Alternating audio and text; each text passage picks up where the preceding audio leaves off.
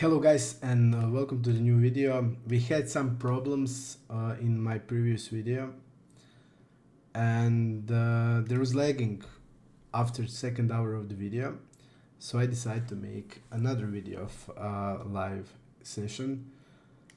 I finally got the new update that we've been working on, so I'm gonna show you the new update. We're gonna play a little bit. I'm not gonna go long like last time, but let's get into the action and let's try to build the momentum. Okay, 6 tables, we are ready. I can open this. Facing a check raise, 12%. You see it's red. Value, very value heavy looking like. We're gonna call. Okay. In the new update, guys, we also add the bomb pots. So anybody for you that are playing, I'm gonna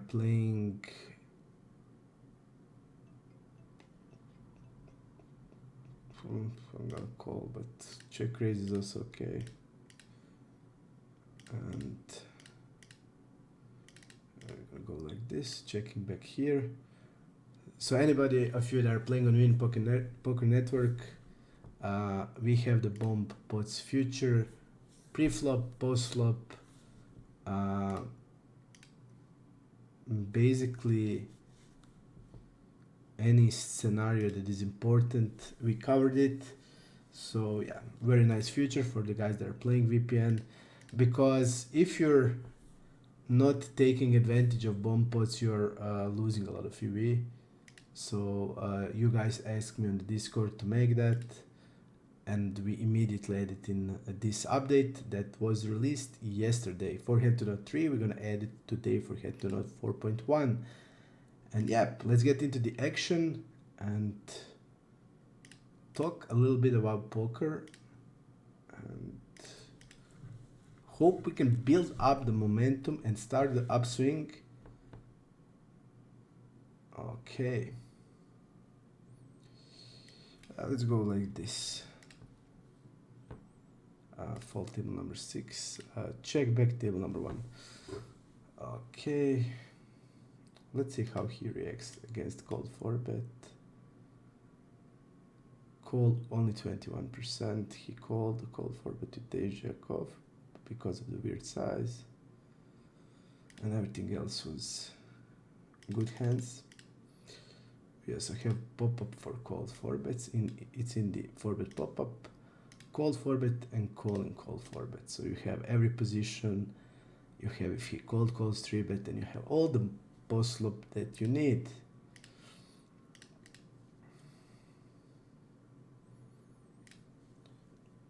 Okay. If you want to see a live stream, guys, let me know in the comment section. If there is, let's say, 20 comments about me that you want to see a live stream, immediately I'm gonna make a live stream. So if you're for it, we're gonna do it on Twitch, and we're gonna have a nice long stream. So 20 comments that you're gonna write, I want to see a stream or something in that manner, and I will make a stream for you and we can play together. On table number 4,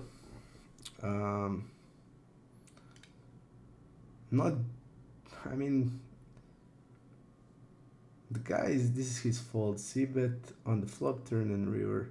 So I think we can barrel him off probably, yeah, because our UTG range is that strong. And I think he will fast play on this board, definitely will. So yeah, I think actually, you see on the first glance, maybe you can say C-bet is not that good, but when you go deeper and you see that he's check raising 16%, 20% against 1/3, whenever he's calling a 1/3, let's see his range against 1/3 to see if he's fast playing. So he's mostly having the medium strength hand. So this guy will raise his 2-pair plus region immediately on the flop, and then by 1/3 you can eliminate a big portion of his range. Even hands like 10s and 9s were likely a check raise. 9 tens, jacks. It's going to be likely a check raise, and then you're attacking basically range that is consisting of medium, 8x, 7x, under pairs, and draws. So yeah, let's go like this.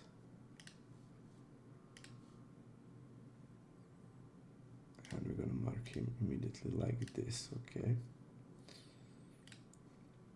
I didn't plan to make a video today, but after a lot of people just said about the problems with lag in the second part of the video, it is because there's actually lagging on iPoker. So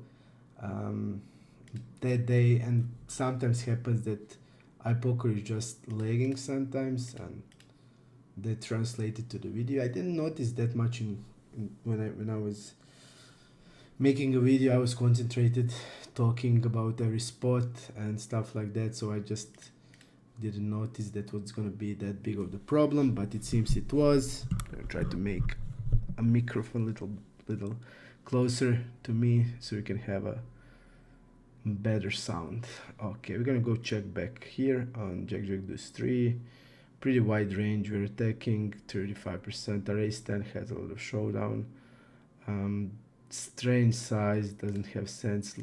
They are mainly bluffing. We're gonna go to the versus riverbed pop-up just to see. I would say it's mainly a bluff, but he is actually putting in the middle pot also trip, so we're just gonna call, but it feels bluffy, and we're gonna go with call here, and I think I'm gonna go with a check raise on the turn here. Here goes check, check. We're gonna go 150.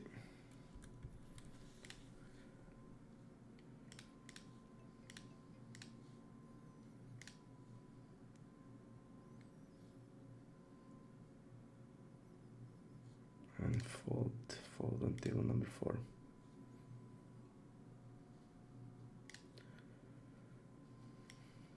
I'm gonna check table number 4.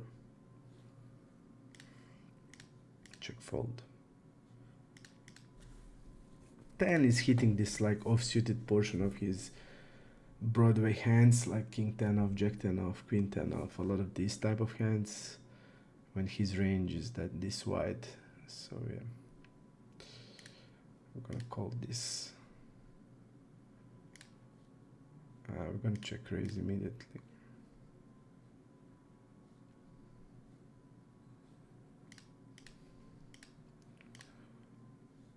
He's saying he has a better hand than we're gonna have, and I mean it's random fish, so it can happen everything. He can show up here, pocket eights. He can have whatever. I'm just gonna jam because I think he's gonna have also the weaker king X hands played like this, or some type of random hand. We're not gonna ever fold, so he had random hand, bending one big blind turn. We can also call. I mean, it's whatever, I guess. I think if he's gonna have any kind of draw, he's just gonna call it off regardlessly. So it doesn't matter that much. We can call 6-10. And fold here. Let's see, button versus early. 12%. That's more than the normal frequencies. King 6 we can call sometimes. King 5 is actually the bottom of our opening range, so it's fine to just get rid of it.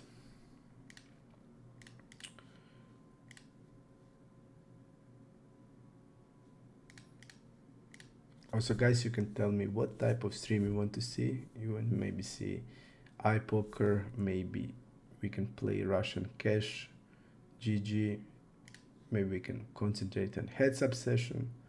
So whatever you want to see, let me know. We can make it happen. Now I'm gonna have more time. We've been working on this update for 2 months, and it was actually a big update because we added we added all possible lines. You see, like, you're gonna have check, check, check call, check fold, check, check, check call, check call. So every possible broken line, you're gonna have check call range and check raise range. So really, you will exactly know against any size, in any spot, what he's slow playing, what he's gonna call you down with. So definitely really nice future to cover every possible broken line. We're 50-50 here between four, but that guy looks really tight.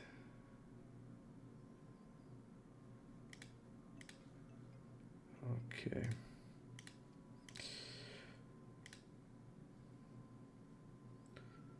I'm gonna still go with the 4-bet. It's only 400 hands.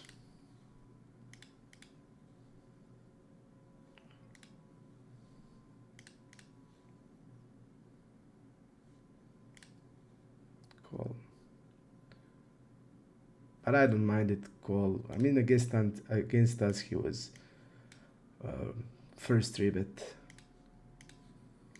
So it was also close, but it's only 400 hands, so I think both is okay. It's mixed. Usually this combo I 4-bet.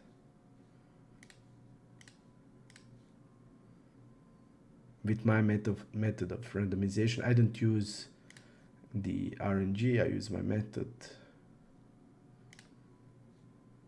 So I will have the right frequencies.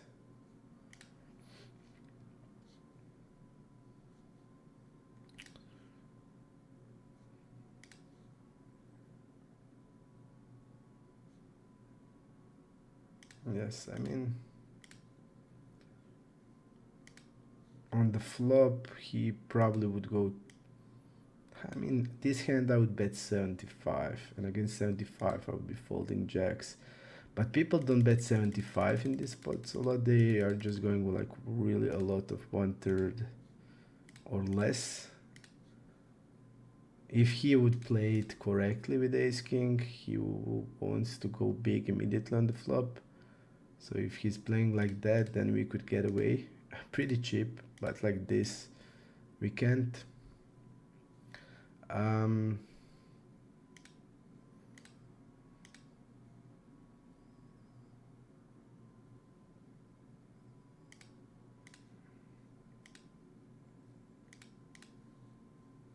With more infos we can barrel the hand off, but only 23 hands, and I don't know the guy.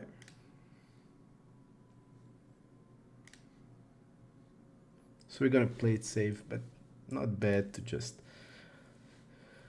I mean, board that we have all these strong hands, just turn bottom pair into it, going like big flop or better in jam river, but he's shorter, so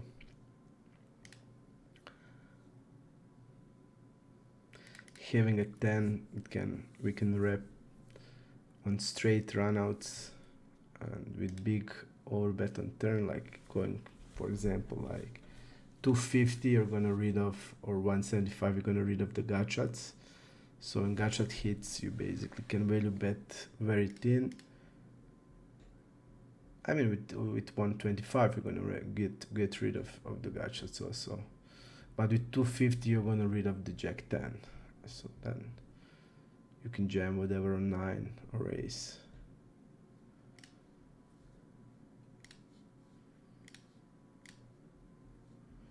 So on a lot of runouts we can just barrel the hand. But when he's shorter, even he looks like a fold type, went to showdown very low. this is the new type of fish. They are just having low when to showdown, very low. Yeah, very low when to showdown. We added also we divided when so flop. This is also your idea where you want to be splitted on one on showdown and one on no showdown. It's very good because it's now a better indication. It will give you the better idea because we're gonna have some guys with really strong ranges and really high when soft flop, but a lot of that will just come from getting good hands. So like this, you have one more better indicator if he's just a red liner, a guy that's putting pressure with ranges, or he's just a guy that's waiting for hands and playing strong range. Table number 1. Let's go small blind versus small blind versus big blind pop-up just to see an idea what's going on. A single raise pot. He c-betted 2 out of 2 times now. He's checking a board that I would expect for him to bet a lot. He's checking, calling on turn, like he's now repping, I don't know, hand like ace 9, ace 8, ace 4 that didn't want to bet. Weird. Now you're just gonna check back, ace deuce. Okay, he repped what he had. He repped exactly what he had, so our hand is always check back.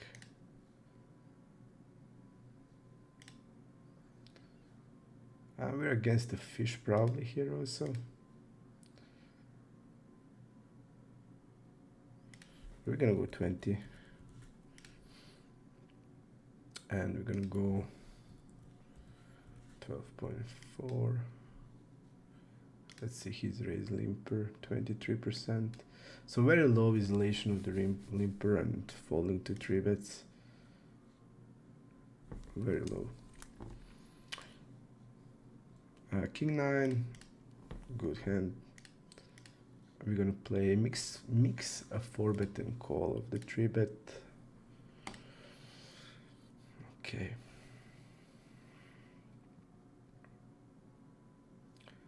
Folding everything, opening queens.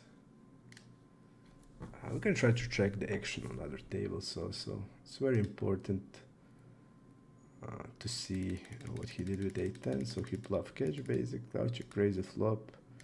Okay, really interesting play. I would expect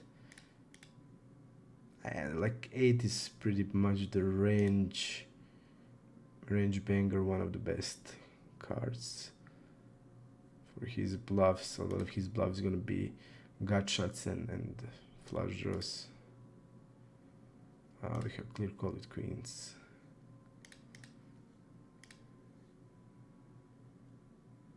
And I expect a lot of checking because a lot of our range is just going to be having queen and jack of diamonds. So think maybe even pure check. And now we're going to turn in this situation hands into bluff, especially like lower ace-x hands. So I'm going to go just pot because it was multi-way pot. Okay.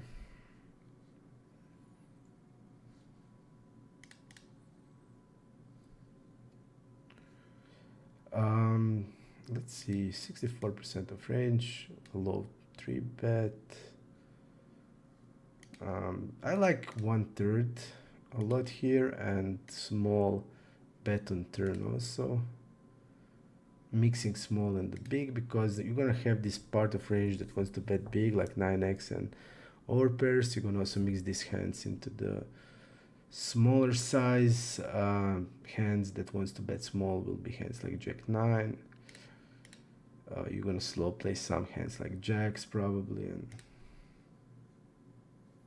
I mean jacks can go either way. Jacks can go also a small bet, but I mean like on the turn we're gonna probably go with bigger size and 1/3 size. With 1/3 size you want to bet a lot of jack x hands still.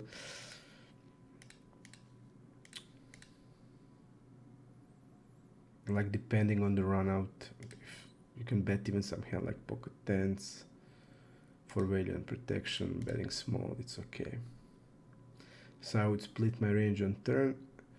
I would split my range on 1/3 and the bigger size. Wouldn't have overbet size there on the pair boards. So 75 probably is good. Do 6-3, table number 4, and I'm gonna go 75.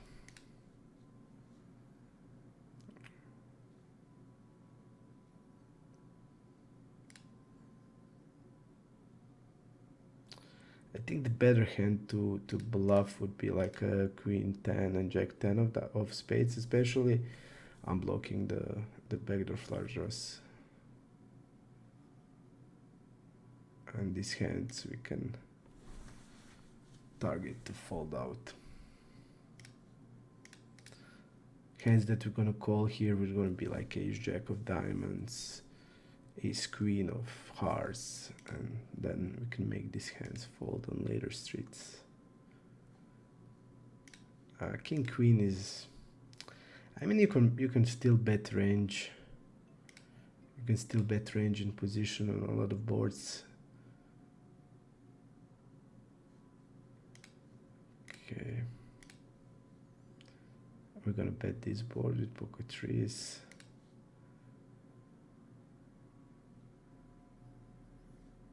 Okay, and I'm going to have here this his check fold on turn. With actually go with give up with this combo of threes.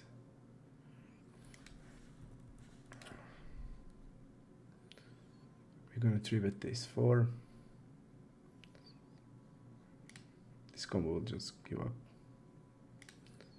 Trappy, okay.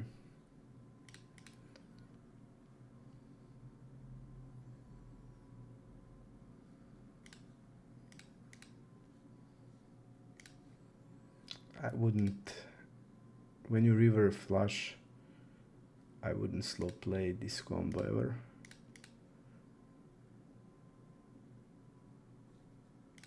First you are blocking a check backs. This is the first thing. So not betting.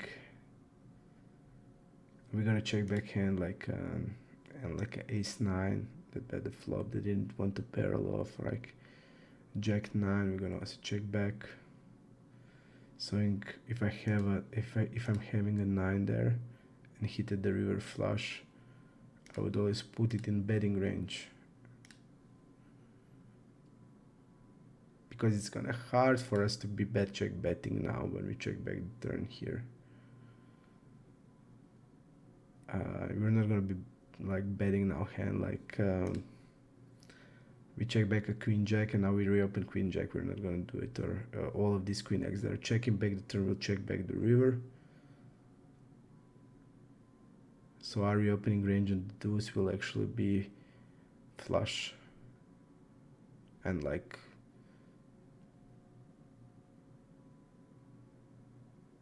aces with a heart. Because aces can go bet flop check turn.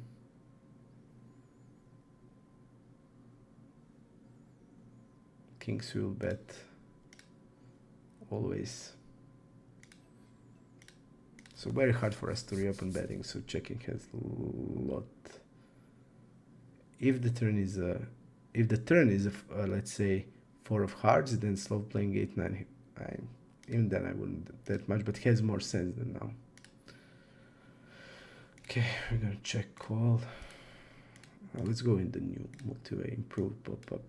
So we have here total, we have a razor is in position, so he has position on all callers, and a razor multi-way as out of position when he has at least one range in position, because then the strategy shifts and strategy changes. He shouldn't be overbetting here. He shouldn't. We have a clear call. So this is this situation. Then we have it when turn is heads up and turn is a multi-way. And actually here I'm just gonna go with donk jam.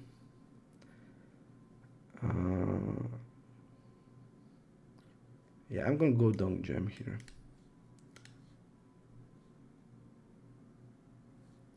And we can find bluffs with a queen 10, queen jack, having a jack of spade or queen of spade. Sometimes you're gonna do it, sometimes this combo will be my donk jam. A lot of our range now when he orbits the turn is just gonna be a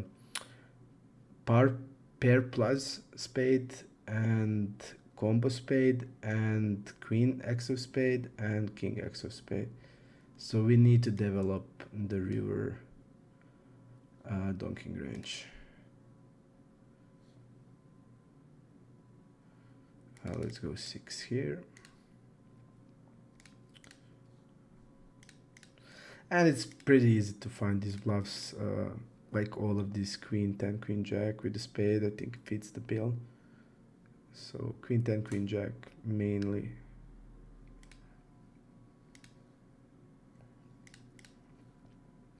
Is gonna be enough. We're gonna three-bet this, fold to check raise with sixes.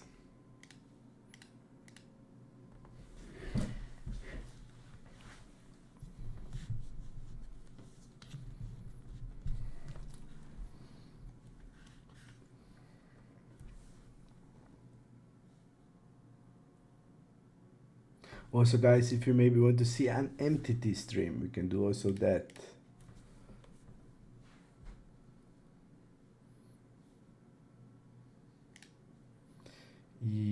It will be maybe interesting to see how they.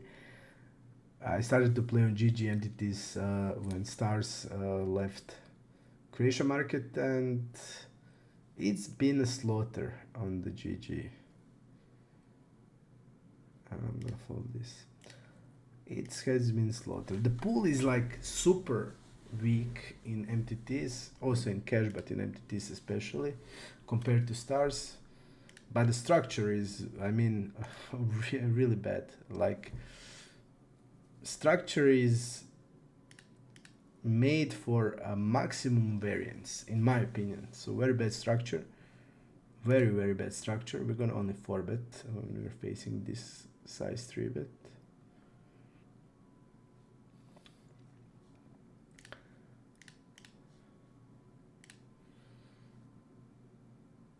So yeah, if you want to see a slaughter,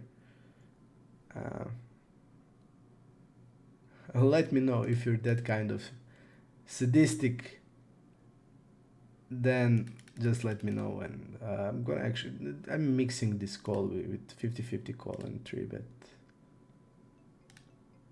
Okay, I'm gonna fold there. Even I can't watch it. My MTT session on it's what I'm gonna call my MTT session on GG.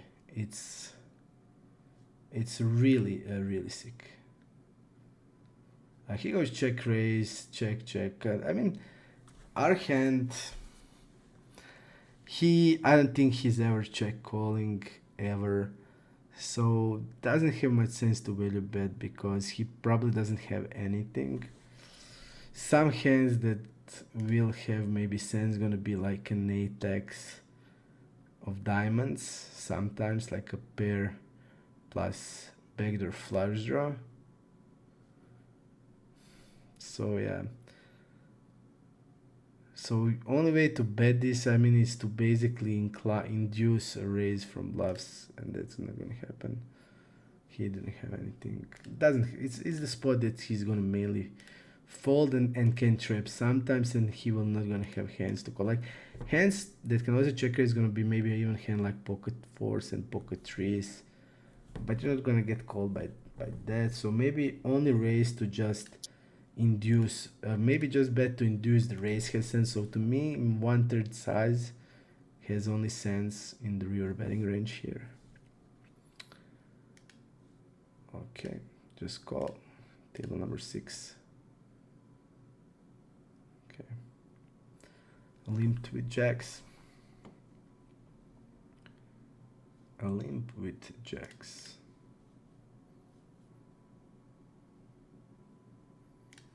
King jack, gonna open. Definitely not that interesting session like it was at the last video. Last video chips were flying.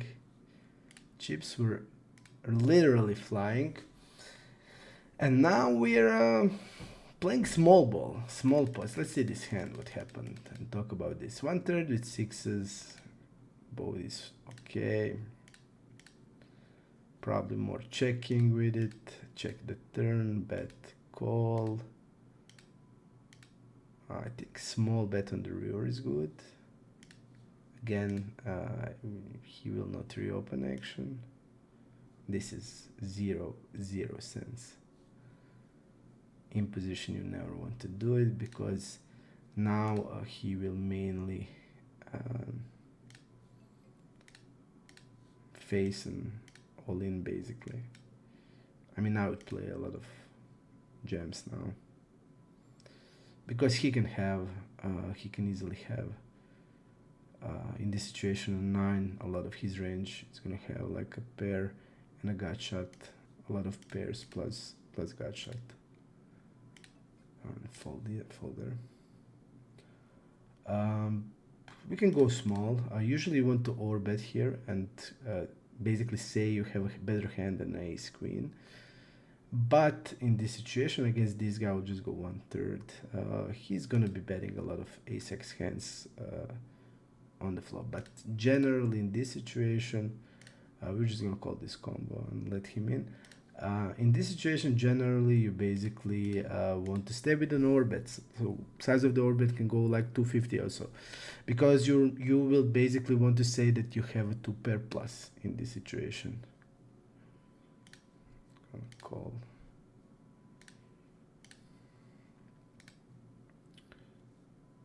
King, queen, 6. Turns a queen.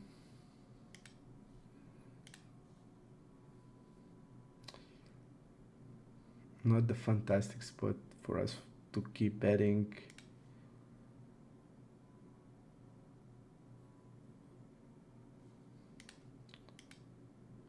We don't have anything on the river to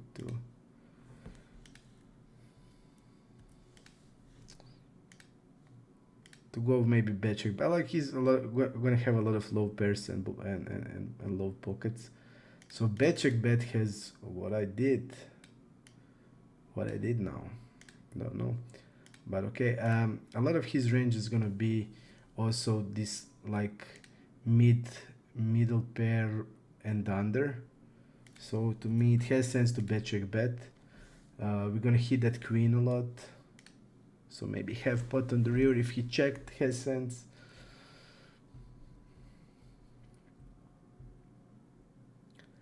Very hard we're gonna win hand with ace-9 if we check.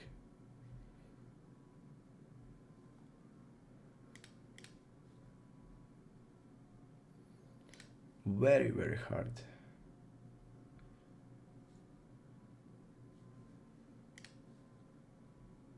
On that run out, right?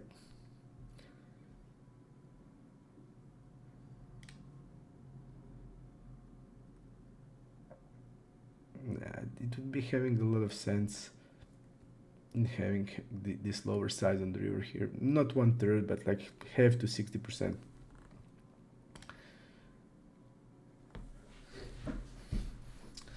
One-third is only betting in like really small percentages of time when you're actually facing the polarized range that has been checking the river. The range that has been previously polarized. That's the only spot, and people just go like they don't think they can get more value and they just going bet small to get called. And I think that's big mistake and really big misunderstanding of theory of poker. So yeah, definitely I think that's the thing.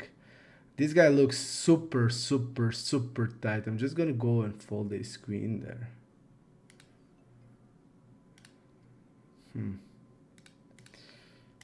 Okay. And here I'm just gonna go bet. We can attack 9s, 10s, 8s, and with a bigger size we can bet queen, king, queen, ace, queen for value. So definitely we're gonna be betting. And ace, queen, I will go check. I'm gonna check this board heavily on there, and I'm gonna go bet turn. On turn you have this 1/3 size, especially on flushing, on the flush rivers, and I'm gonna go around pot on the river. I think it's good. So on the turn there is 1/3 size using, and I'm gonna go. This is actually a really nice hand. We can go either way. I'm gonna go with 4-bet, but we can also call. Okay, so he squeezed and then call. Let's see his squeezing range. Squeeze is really tight. He's gonna be around 10%.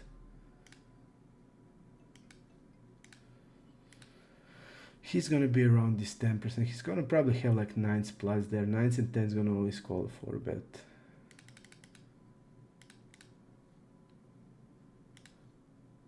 And jacks are also in there, and queens. I think queens, let's see in 4-bet pop-up. I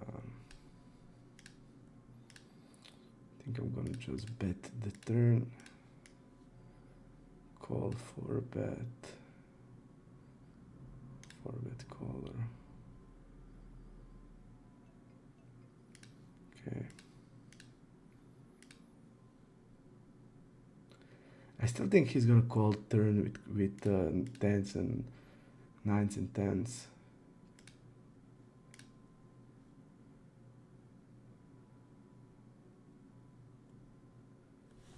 And we're gonna go 4-bet here.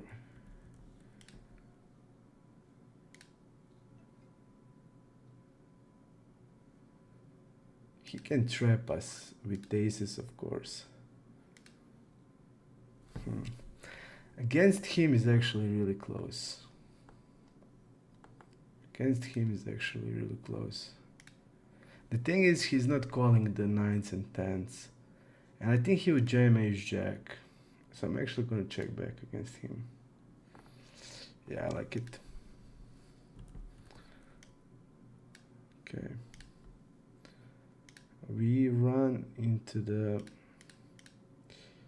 queens versus kings in 3 max. Okay, so today it seems it's gonna be my usual type of session.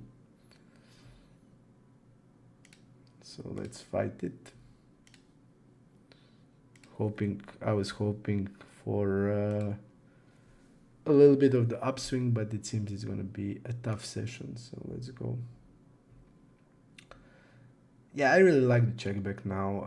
I think on the turn, this guy is really tight. He could fold turn. Let's see 4-bet pop up. Yeah, he's over folding also the flop. I really think, really think, and I'm gonna go here super big against this guy.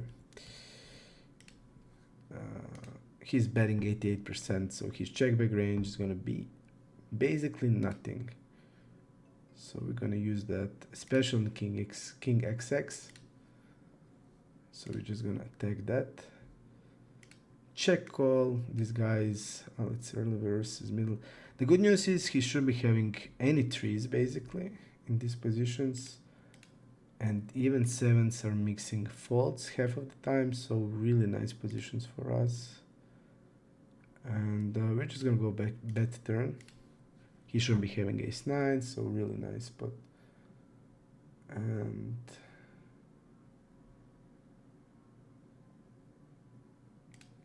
I'm gonna bet ace-4.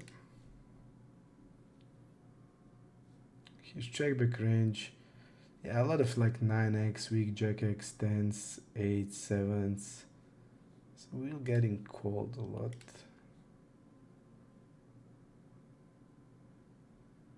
and we're gonna be overbetting here. And I'm thinking about the size.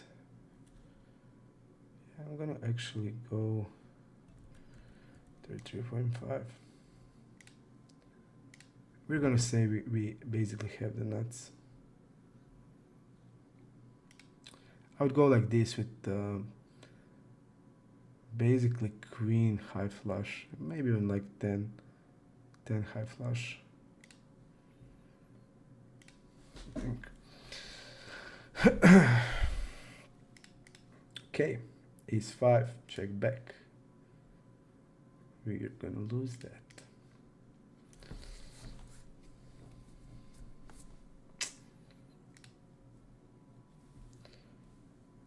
Usually against normal player there I would be, but look at his like look at this after call turn. So this is like 3-bet pots after calling turn to big size. He's folding 70%. He's gonna be calling hands like 2 pairs. And there he's not gonna bluff catch, and I don't think he's gonna have many jack X hands. So just the spot you want to be careful on rivers. Okay, let's go with the 3-bet with king jack. This is his fold versus 3-betting position, so folding a bunch. Folding a bunch.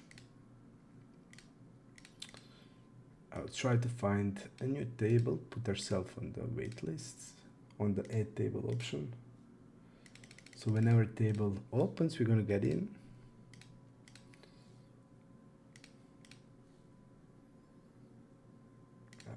Maybe having a heads up action here. I'm gonna go pot on the flop. It's not gonna be super high frequency of this, but like hands like jacks, queens, kings, ace 10, really strong 10x, like just prefer pot bet immediately. So we can go our ace queen, having ace of spade, blocking a lot of calling range there. So yeah, I like the pot size better. It's gonna be super effective because he needs to call like ace jack there with spade. He's not gonna call, and I'm not saying about our ace queen in this spot. I'm just saying like generally how he's gonna play his range. He's or fold a lot. He's not gonna call hand like even ace queen. He will be folding a lot on the flop to pot size bet. Ace jack with the spade, he's gonna fold. He's gonna starting folding pairs like maybe even pockets with the spade, and backdoor floats are not gonna be happening. So I really like that bet, and a lot of our range is gonna be bet pot and small bet. I would put it like this, and here, yeah, here I'm gonna actually go on jack 9 deuce. I think against the small blind I'm gonna go bigger. I'm gonna immediately try to attack pocket pair region 3s through 8s. So we're gonna try to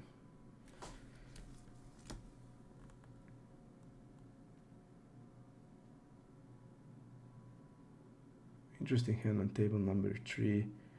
It is 3-bet check jam. Guys wrapping hand like 10s and jacks that probably wants to do that for value. But I see people playing aces like this, so, and I don't see people check calling aces at all, especially against this size. I would purely, okay, then forget what I said. I thought it was the line of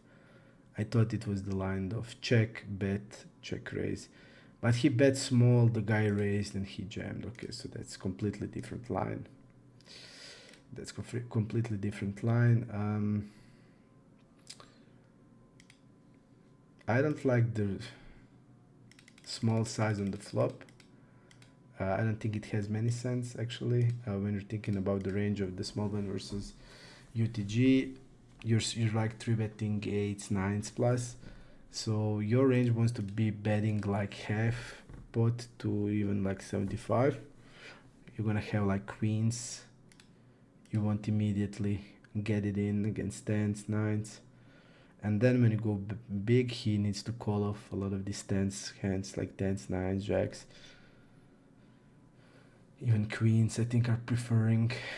We're gonna go overbet here on table number 1.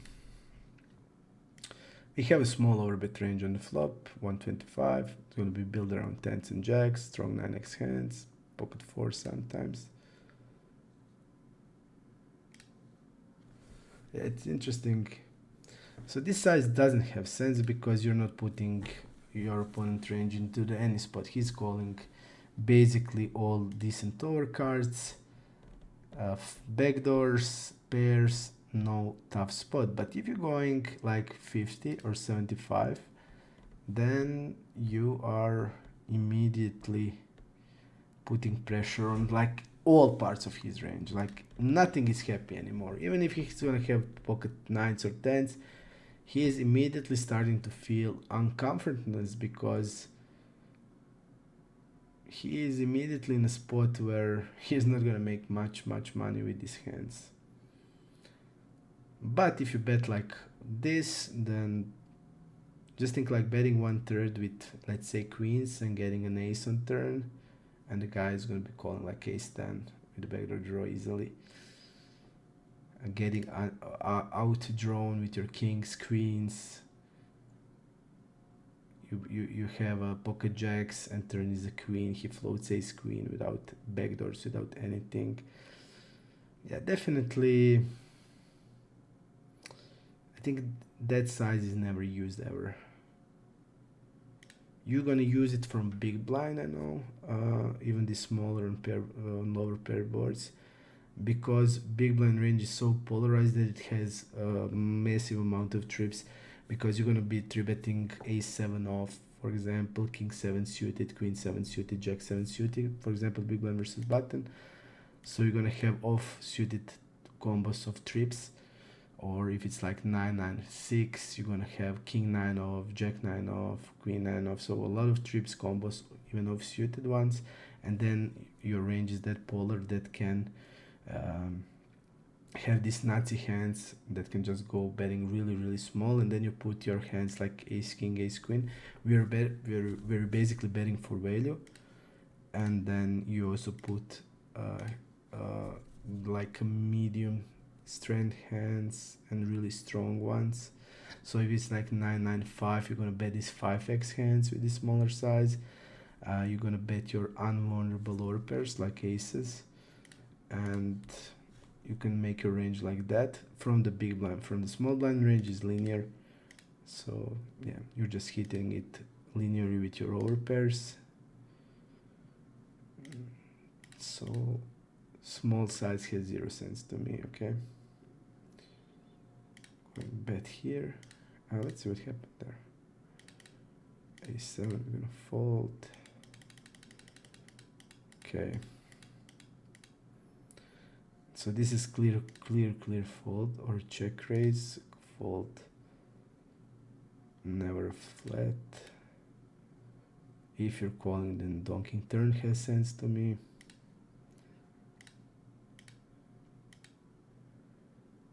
Yeah, I don't like this play.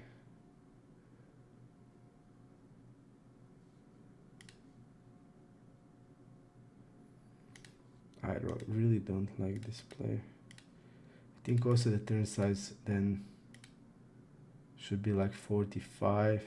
I mean, you have to jam basically because of this SPR. Yeah, there's no small raise here. Your check raising range is gonna be like, you're not gonna jam now these sets, and I don't see like any sense in the smaller check raise size. It's, you don't have anything like if you're gonna have jack 9 or set or flush, there's no sense of that. I'm gonna call ace 8 8. 30% river, but we don't know nothing. It's only 29 hands.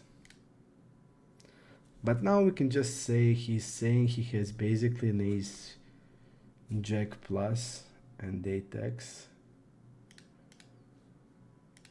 So our hand is now actually decent because we are in front of his bluffing range, and his value bet range is really narrow. I would say like ace queen.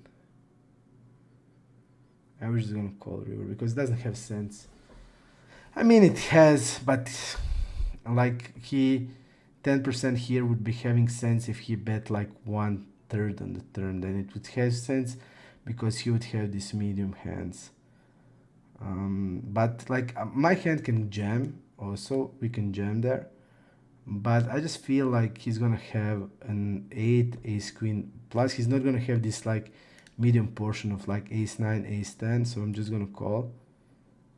Yeah, he's gonna have like ace king there, or he's gonna have a bluff, or he's gonna have 8x. So there's, if he's merged in the sense of the way that he's going 1/3 on the flop and 1/3 on the turn, where he's gonna have this merged range of even hands like pocket queens, then having jam river here is good. But now like I think he's just too polarized, like ace queen ace king, and these hands will not gonna fall to jam. And yeah, so if it's the situation different, then we have bigger SPR. So if he's played the hand, so here his hand is a jam on the river, right? He's or 1/3, but never 10%, because you're going 10% if you only have this. I'm going to fold. You're going only having if you're playing the merge strategy of like a really small bet on the flop and continuing a really small size on the turn. That's mostly happening when you're going 20% on the flop and then going 20 or 1/3 on the turn. Then your range has a lot of weaker ace-x hands. You have the underpairs like a queens, and then on the river you're just going 10%. Then you're also gonna put hand like ace king occasionally, but a lot of your range will be basically weaker ace-x, so like ace 5, ace 10, or. But when he's going polar on the flop, polar on the turn, you just jam river basically. No, or I don't know, 60, like how much left? Like maybe 45, but this size, like 45. But I would jam basically.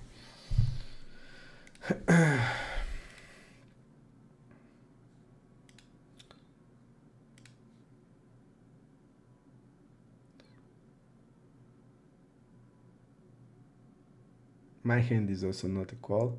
My hand is jam or fold, but from the reasons I described, because I knew immediately from the river bet that he doesn't understand the strategy. He's going polar on the flop, polar on, like not that polar, but much polar, because he used the size that is not never used ever. He used like how much? 45% on the flop, right? No, 54. So you're not gonna have you're gonna have like 20, 1/3, or mainly 20 or 1/3. So this is like some, yeah, it's actually more polarizing size, definitely. So yeah, so I immediately knew when he's going big on the turn, I immediately knew there's no sense in going 10%. Why? Because your range is like ace queen, ace king, and 8x. There's no sense, and my range is gonna be having a lot of ace 8 or ace 9 off, ace 10 off, ace jack off, ace deuce through ace 7 suited hands. So there's no sense in 10%, but that's the reason why I called, because he's just going to be too polar for us to be jamming this hand. And I also think like people today, they're just, in my opinion and from what I learned, they're just like learning the first part of the tree and then improvising from that part of, because there's 0 cents for me on the flop also. Like on the flop it doesn't have much sense. On paired board, especially when the middle card is paired, it's usually way better for imposition in a heads up. So there indicates you want to go lower size on the flop. Turn is okay, turn you can polarize, but he polarized on the flop, and then on the river he goes 10%, so.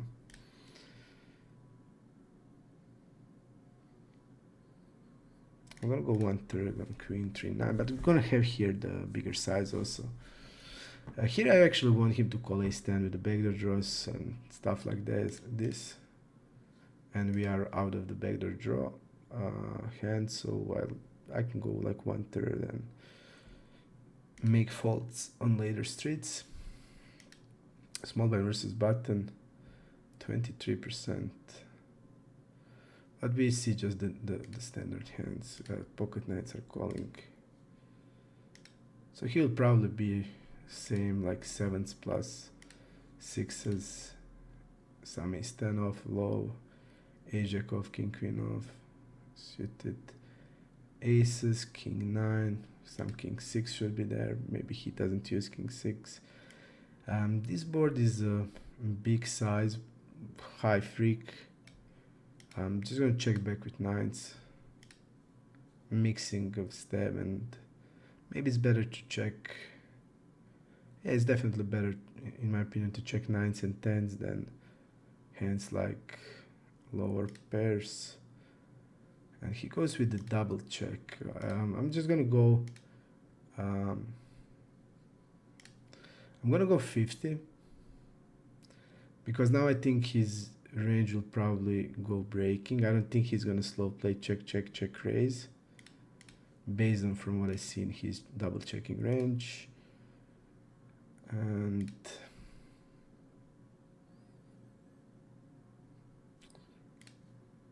I'm gonna go actually value betting the 9s on the river. It's getting thin, but I just, based on what I see in his range, I'm just gonna do it.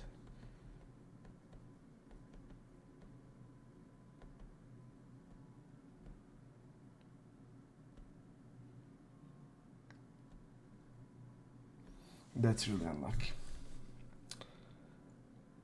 I just think he's gonna be around this like 7s, 8s, 6s, 5x, ace king.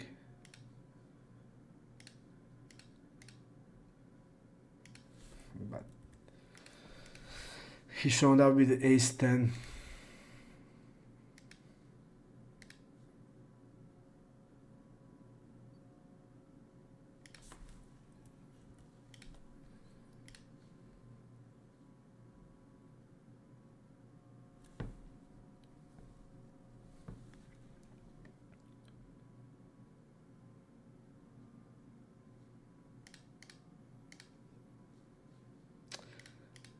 We should start value betting 10x, but I also think there's like really high chance he doesn't have ace-10 off, based like smaller versus button is 24, but smaller versus cutoff is 0, and big blind is pretty 3-bet happy, so I didn't expect that much of the ace-10 off.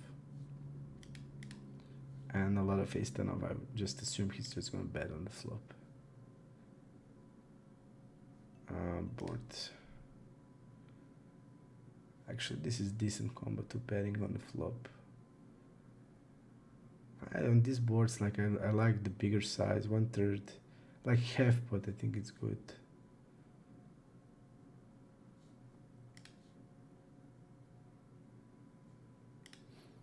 I'm gonna go half turn.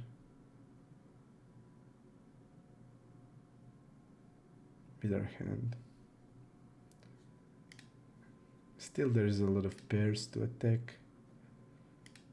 Queen's decent for our check back range.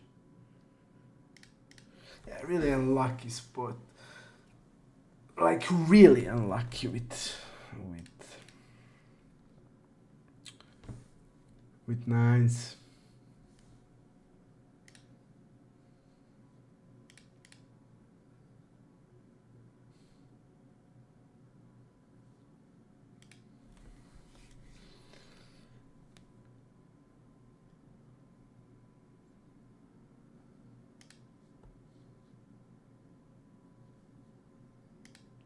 So okay, 60% see it.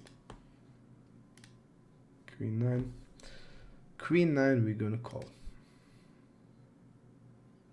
This is his strategy. Very green indicates a lot more aggressive. Okay.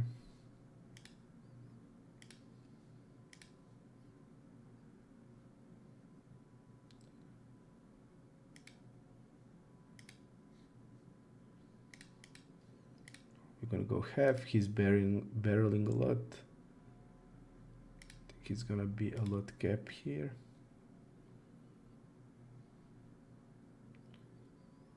And this is the one river that I don't like, because I think a lot of his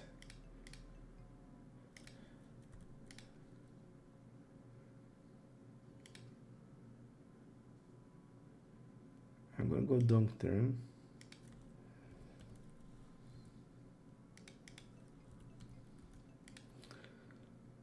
Yeah, I don't like this, but I'm gonna give up with this because I just think it's gonna hit him too much.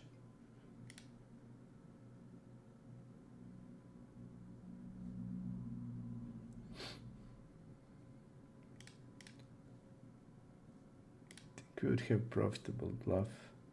Now we have a clear big bet. A lot of our hands just gonna be having a 6 there, so yeah. And pot on the turn here.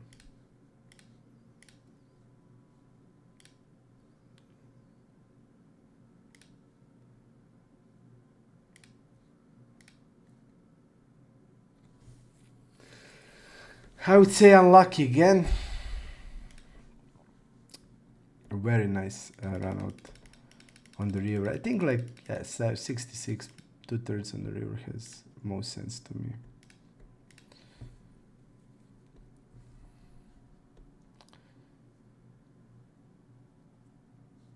Doesn't matter. And I think, to me, logically, on the river, because majority of our range is gonna be, we're gonna have so much hands like 5, 6, 7, 6, 7, 8, a6, king 6 with the backdoor draw. We're gonna have a flush also. So whenever this is the case, I'm just looking like what is mostly for my range, and mostly for my range is gonna be this 6.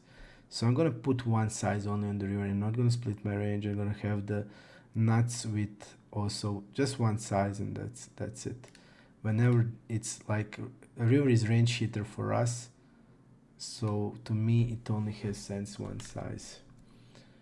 Okay, maybe two size with block and 2/3. So that's the only thing that has logic to me. So never ever overbet size there, ever. That's like, in my opinion, the most important thing. So you don't want to be splitted in the bigger size. So you want to have like two size has sense, because you're gonna still have two pair, and you're still gonna have some set that you hit it on the turn, for example, or yeah, basically you hit it on the turn. Sixes, you're gonna have maybe some sevens that you didn't want to check raise the flop. So block size and 2/3 is good. Like pocket sevens or eights, whatever, and pocket fives. So yeah, you're gonna have also 5, 7, queen 5.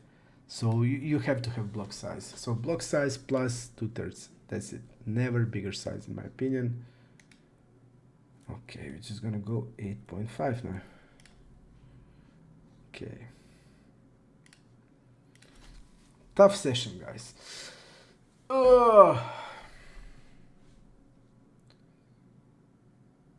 tough, but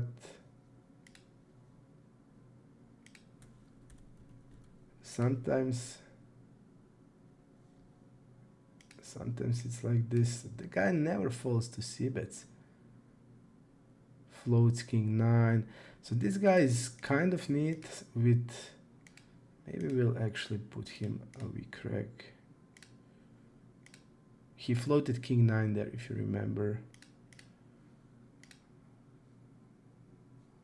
Yeah, definitely call king 9 on the 3, 7, 8. Check raise on the 10 and then go up the river. Okay, we're gonna go half here. The guys again are really wide.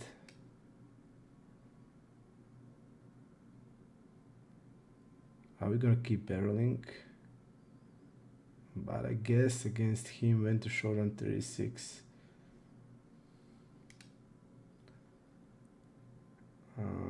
Still gonna barrel the turn.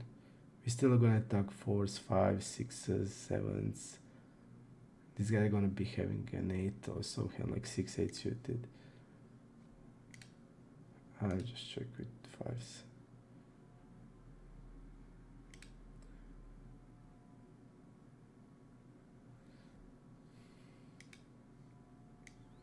This is his c-bet, 25%. Let's see his delay c-bet. So he's delaying, he's not c-betting then delaying. I mean, our hand is a fold, but this looks really bluffy to me. I'm gonna trust my instinct. It just feels super bluffy.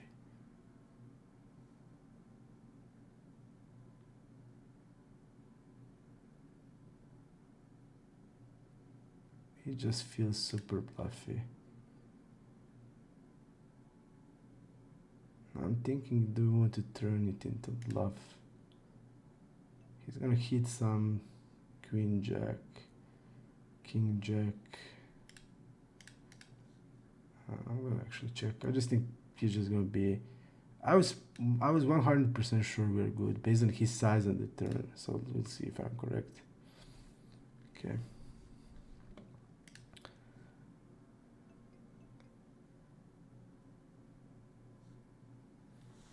Nice.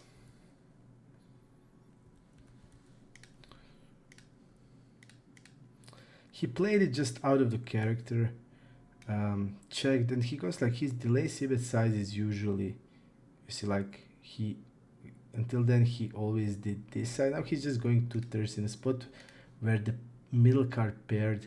He's not gonna have that card. Just feels too bluffy in this situation.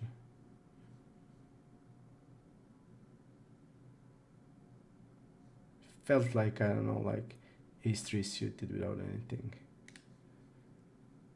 Okay.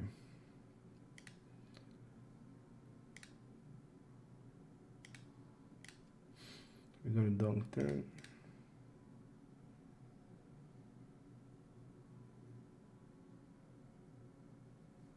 We're gonna 3-bet ace-5.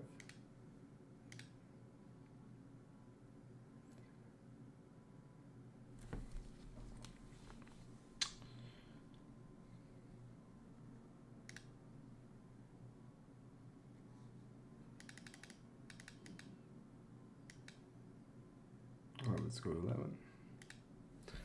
He's not folding to 3-bet, so you can expect, we can expect a light call for sure. Just seeing which hands he called 3-bet with. King 10 off. Called 4-bet. Yeah, I'm gonna jam queens.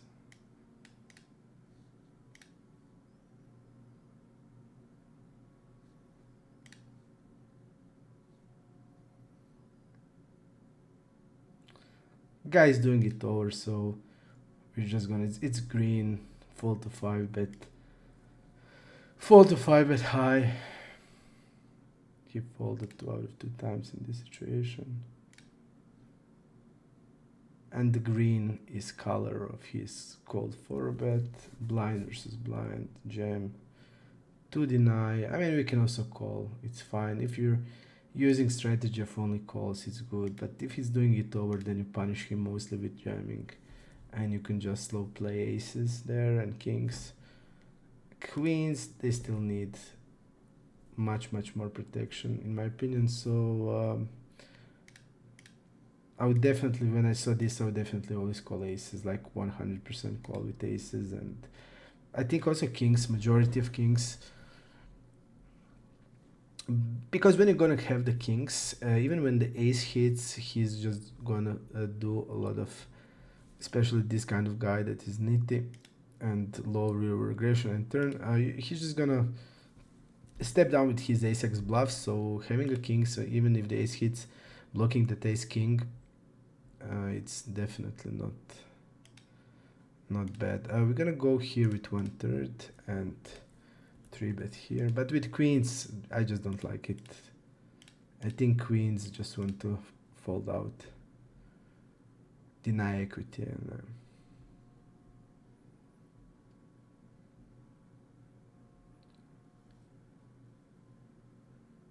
so if he's wider than GTO, I think the queens should be jamming more, and you trap with aces and kings. We're gonna go 3-bet.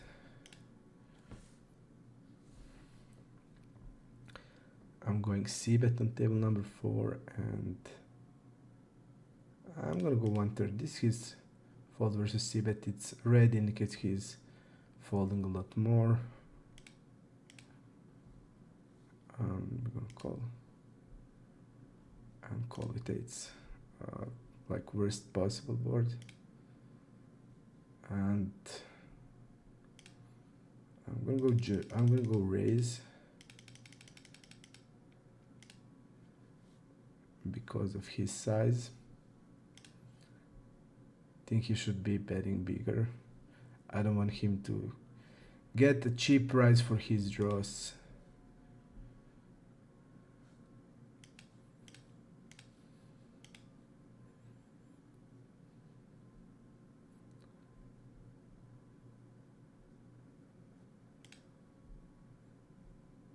Very bad run out.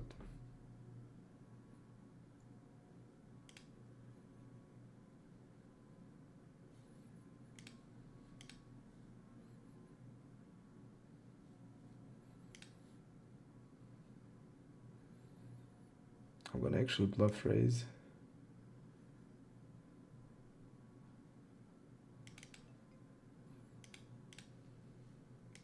We're gonna rep a queen.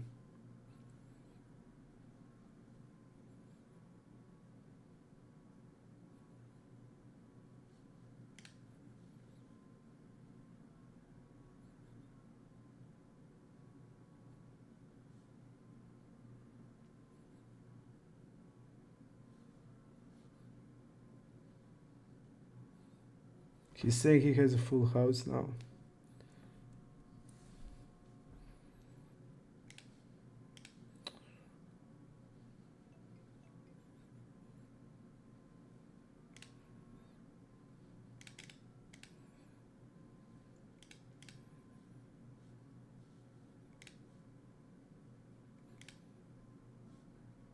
I'm basically repping king queen, but like, yeah, basically king queen. Yeah, king queen we're repping because I mean queen 10 has sense. I mean, if you're having queen 10 and queen jack, I'm calling it off. And wow, this guy is super passive on 2000 hands. I'm just gonna call it ace king there.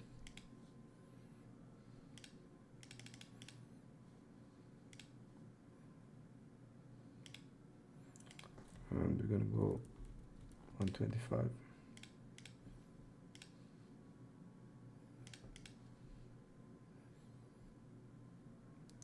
I still call ace king.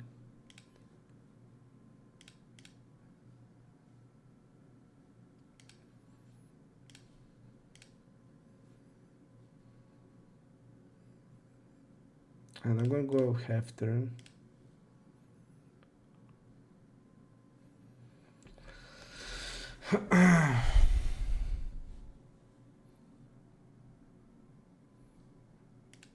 We're gonna check back, but I don't mind turning it into bluff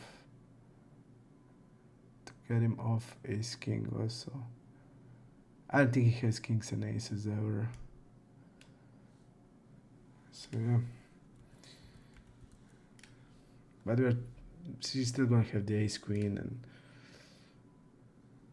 okay, this is sick. The guy that 3-bet like this shows up with pocket threes that are never ever a 3-bet.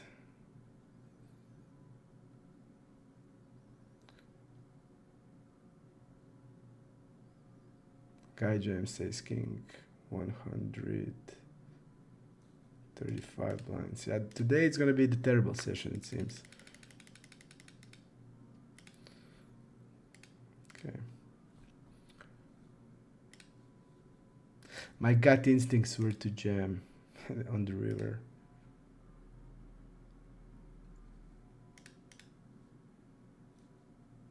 That was my gut instinct.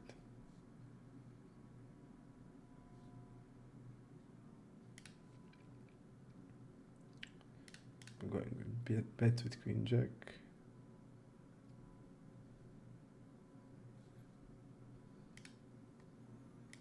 I think we're gonna barrel just.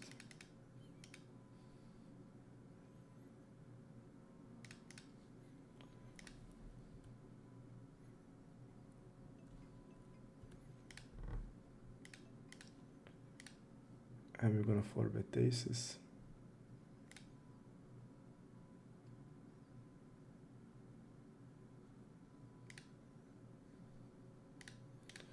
Going small.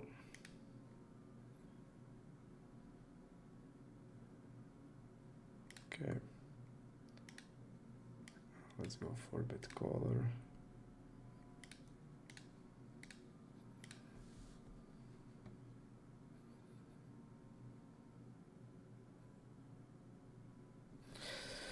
At least the session is getting more interesting.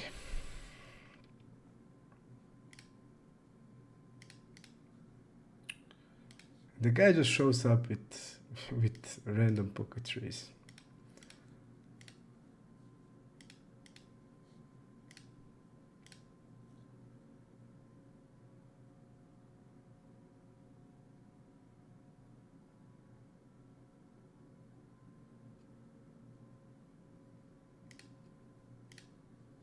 King jack, we're gonna call him. This is his double barrel.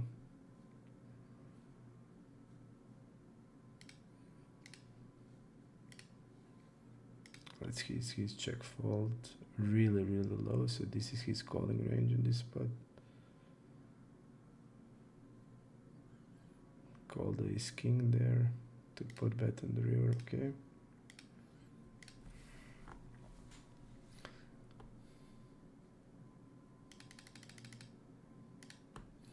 We're gonna 3-bet ace king suited against the cutoff.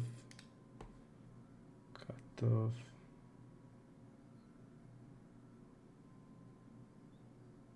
I think it's gonna be normal range. Let's see what read I have on him.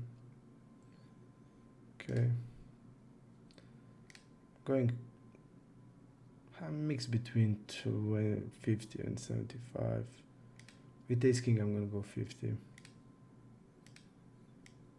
He should be having folding a lot of fours.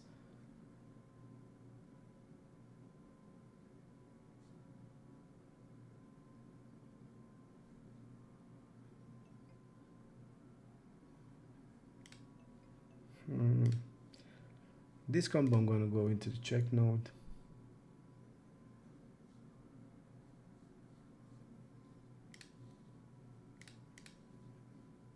We're gonna have also aces there, kings, tens, sevens. A lot of strong hands will be here also. He goes step turn.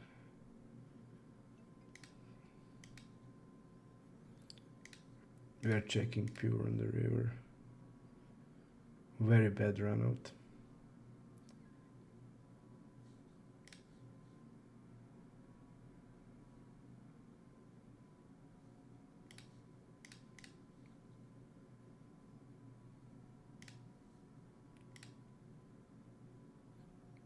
I think tens are still clear bet. A lot of our range will be aces and kings there. Pocket sevens, sixes. Because we're gonna bet sets, but we're gonna slow play them on turn a lot, like sevens especially and tens. So he still gets value from sevens, he gets value from nines. He gets value, I mean, he's probably bluffing range on the river. So if he's checking this, then his betting range is only a flush basically. Then bluff catching with aces, with ace of hearts is snap. So yeah. I actually really like how we're playing today. That's the weirdest part.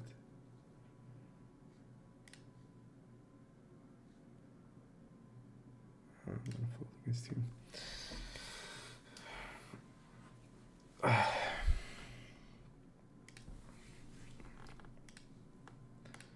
I'll go make a quick bedroom break. Quick. Bye-bye.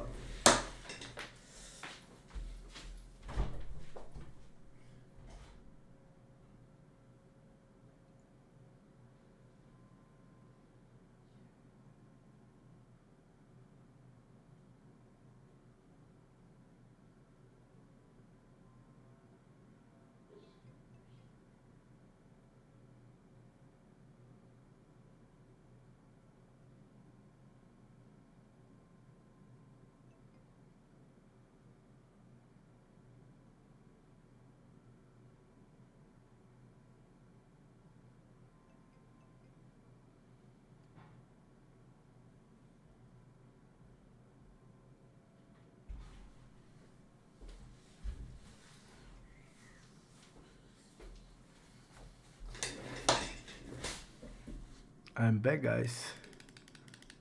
Okay. What we lost? What we lost?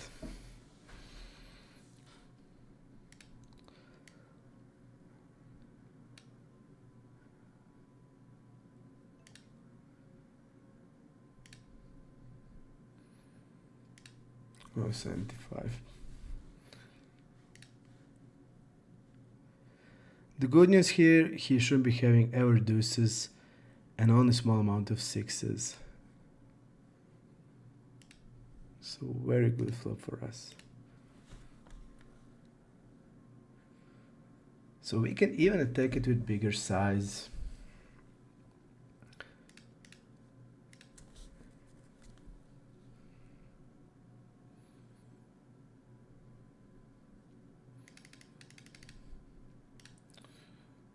And we're gonna go squeeze. 14. Let's see him.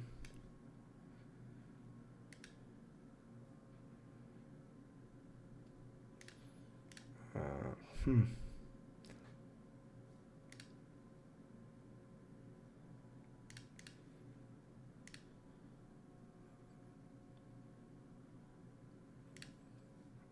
Going 1/3 here.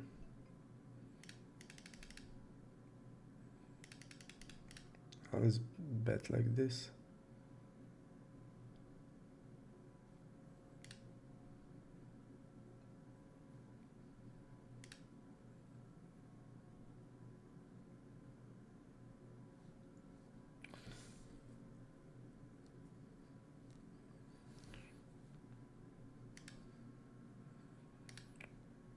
We can do now whatever we want. I think I'm just gonna go half. He's gonna have a lot of pocket pairs in range still. Versus flush draws hands like... Okay.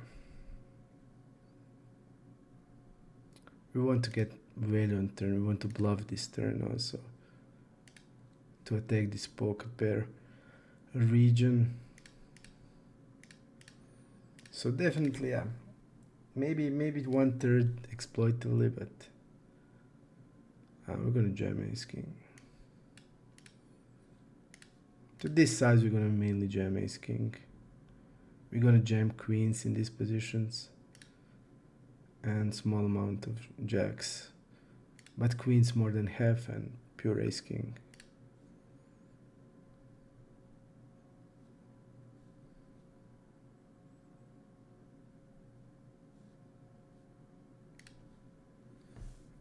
You can go also like towards jacks more. You're jamming queens and jacks just because make him hard for call hands like 9s and 10s. That's the reason why. And in tighter formations like middle position versus cutoff, you're gonna start jamming kings. From the same reason that he can't easily call pocket jacks, for example.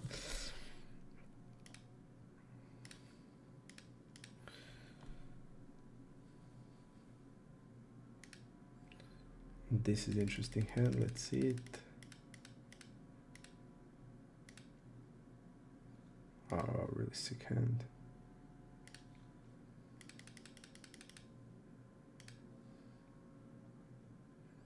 Clear call. Let's see his range. We just see 11%, don't see much. And 3-bet on table number 5.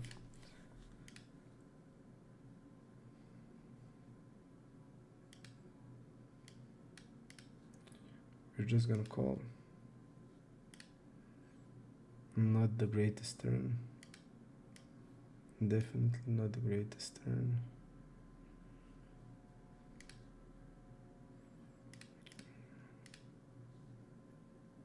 We're still calling queen.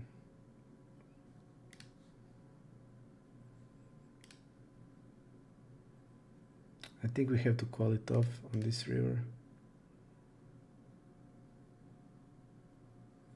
Yeah, on this river we have to call it off. He's also really aggressive on rivers.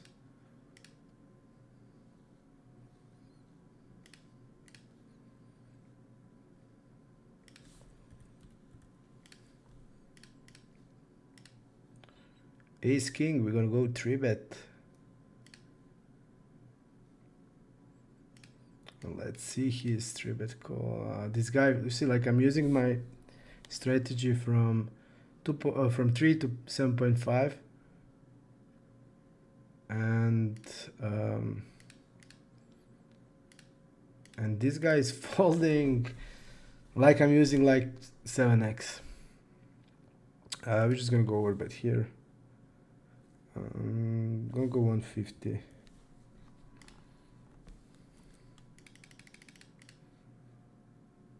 I think he should be immediately folding 8s and 7s. And yeah, this is real bad river. A really bad river.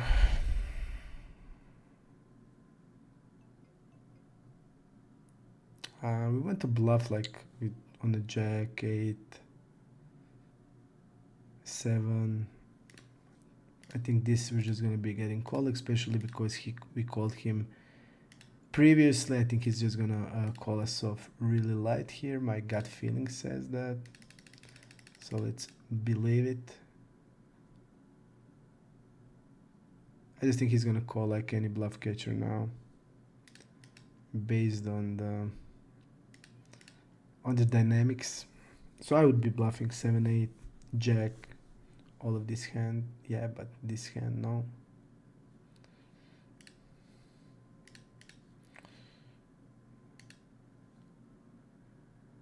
This is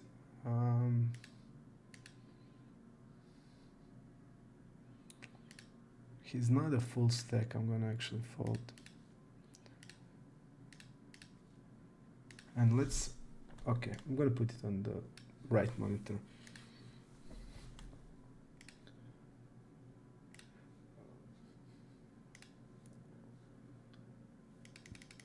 I'm gonna go 8. This is his fault to get out of position. He's gonna be really wide.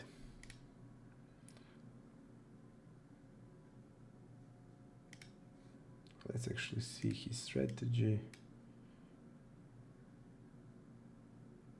Ace 4, okay. Ace 5. It seems like all good hands, but that's only like he called 9 out of 11 times, so he's gonna be really wide. We're betting range on the flop of 1/3. I'm gonna go 1/3. I just think he's gonna have a lot of off broadways, and I'm gonna continue betting.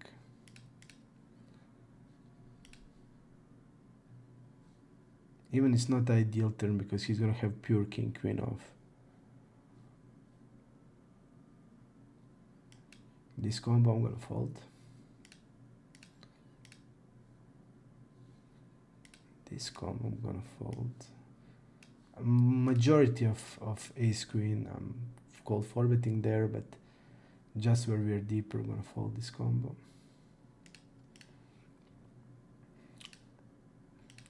I'm gonna put this. We get the heads up, and on the river we're gonna bluff. Just thinking which size I want to use. I think I just want to use like a bet with any jack basically.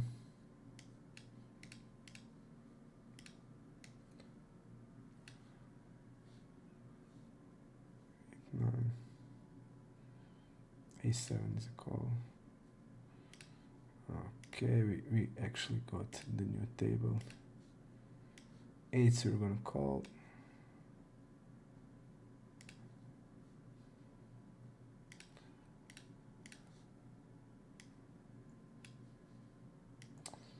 Definitely not the flop we were hoping for. Yeah, he goes with a big bet there, okay.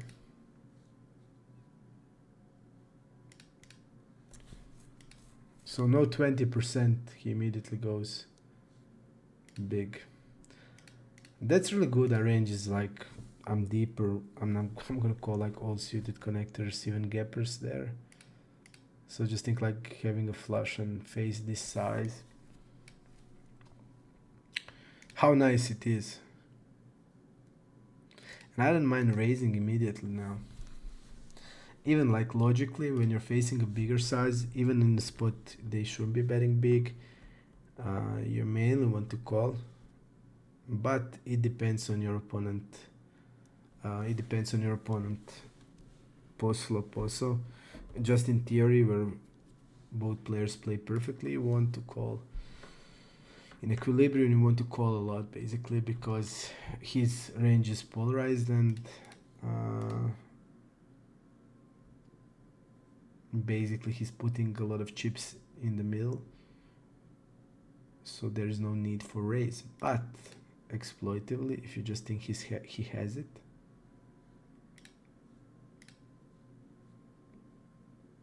and you don't want to see bad turns, you can raise.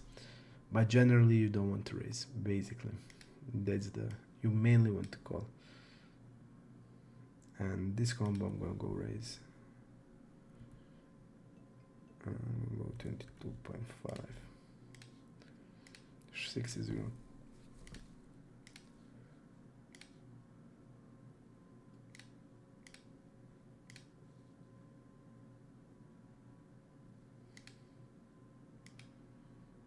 We're gonna go 8.8.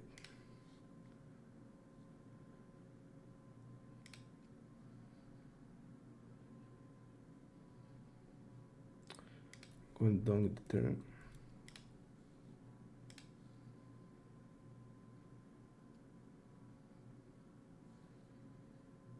I think we're just gonna bet turn. We're gonna go 1/4. A lot of range is gonna be a lot of 9s, 10s. I'm gonna go small. Maybe even 20% is good.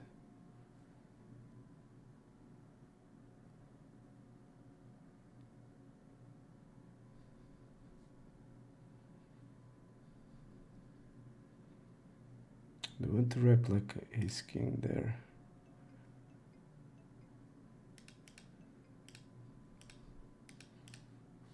Just to attack.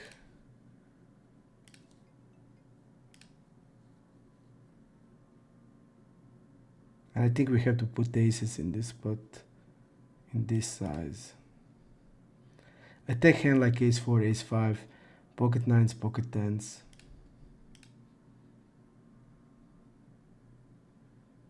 I think this is the spot, it's okay. I mean, if you're betting ace king, I think on this board it has a lot of sense. Because the board is so, I mean, our ace king is still getting value from ace queen, from ace 10. We're gonna have jacks, we're gonna have aces. But like, I think they always fast play. They always fast play. So I really like, even more in real games than in solo, I really like, and I think we want to bet river there. In real games, I like it even more, just because I think people will fast play. I think especially on turn, and I really think.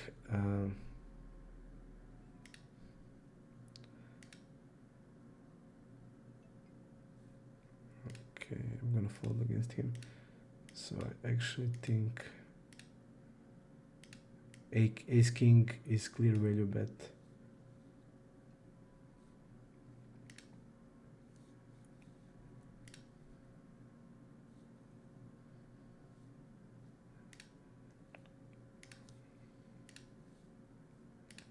It's really hard. It's really hard to get value if you go like bigger size. And also our range is gonna have ace jack. Like we had king queen, we're gonna have ace jack suited. So we're gonna also have the ace jack suited that also wants to get value. I really feel like in this situation, actually, to me it has sense the smaller size. Just because I think they don't slow play enough. They fast play turn a lot. Especially if they're having like a flush, for example. I think they're just gonna be immediately fast playing to stack us, from what I see in these games. So their range is gonna be way more capped, in my opinion. And here, what we want to do, I think actually, yeah, I'm gonna go with a check raise. I'm going with a check raise, and I'm going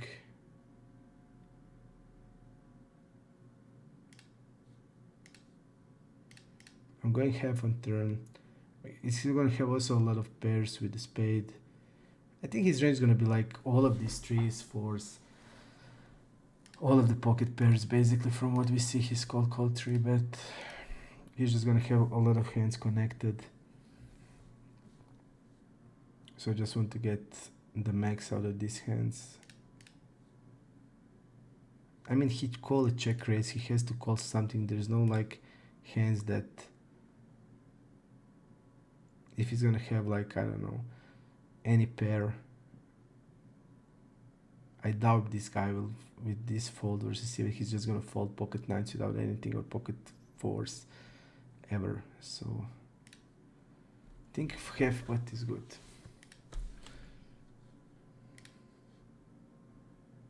Also our over pairs, I think king 6 is a call.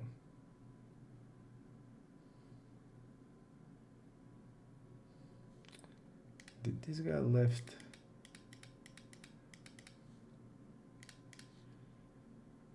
Okay, I'm gonna go here like this. This guy left this table, right? Sure.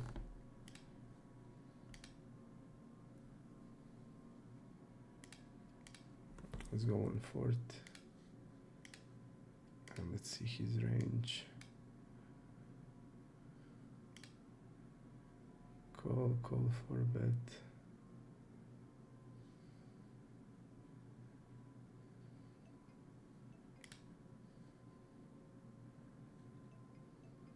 He overfolds the flop a lot.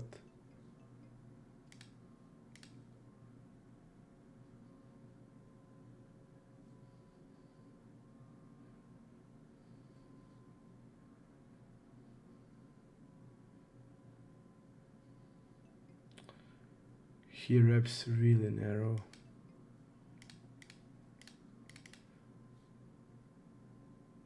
I would even say that he reps king jack basically. Let me go into big stacks.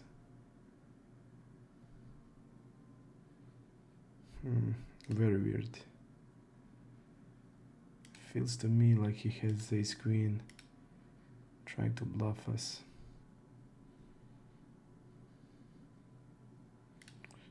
We don't have a good bluff catcher at all.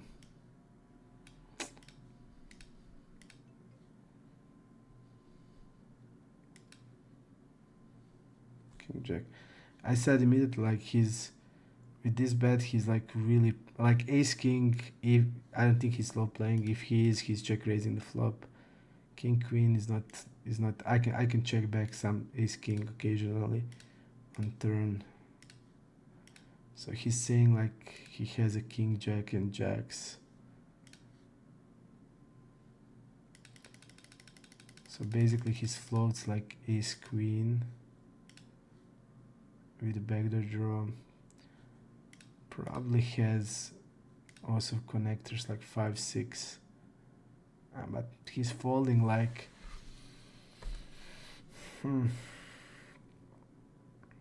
my hand is terrible to call, but he's repping narrow range, and when he's like repping jacks and king jack, which is 5 combinations,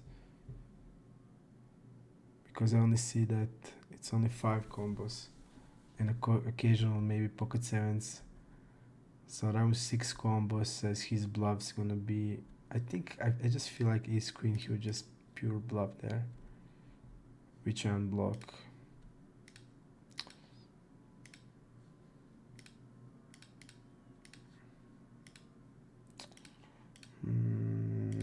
Yeah, I mean, it's a terrible bluff catcher basically, but we're gonna have Jack X. That's way better. Jack X is the bomb for calling there.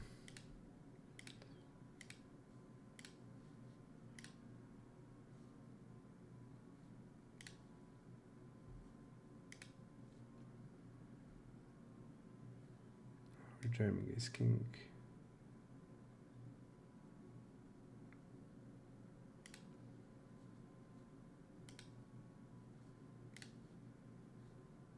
Check back turn.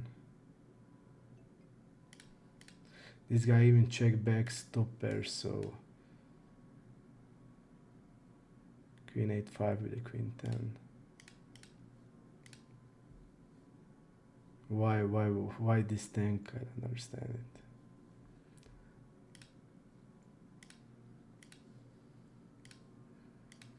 Okay.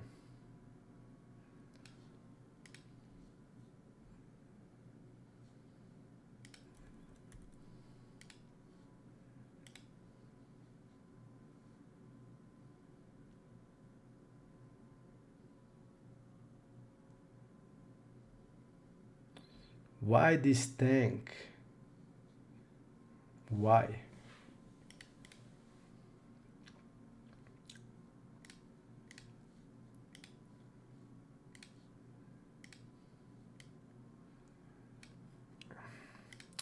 More and more that I look when I go in this after check turn. So this is the like 3 bets and 4 bet pots. He's not bluffing anything. I should just look at the HUD and believe the HUD, not my instinct there. But when usually when they rep like that, where it's I also saw he's not gonna have. The crucial thing is there, like he's not betting the king queen, and he doesn't have an ace king, and then it's super narrow range there. That's the main thing. And whenever you rep a few combos, and even if he bluffs occasionally, even if he bluffs only like a 5-6, that he's gonna have. This guy's folding 80, he's 3-betting middle position, and cutoff are really, it's on the green, so it's more than the GTO. So yeah, it's never a bad thing then there to call. Like 1/3 I would fold snap, just because he's just gonna be betting like all of these king x hands, and maybe even hand like an ace jack with a backdoor draw, but this is different. Here clear call here. Goes with the check raise. This guy is merged, we're gonna bet turn. So he's gonna have these top pairs. Now he's saying, like, you want to overbet here. You are saying you have king, jack, sixes, and queen 10. So all of that is overbetting. Should overbet.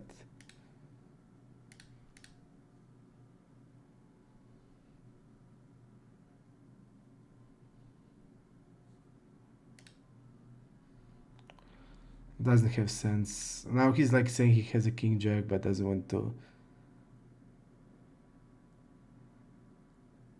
He's been showing some bluffs with half pot. We're gonna call this because he reps again really narrow, so we're gonna call it.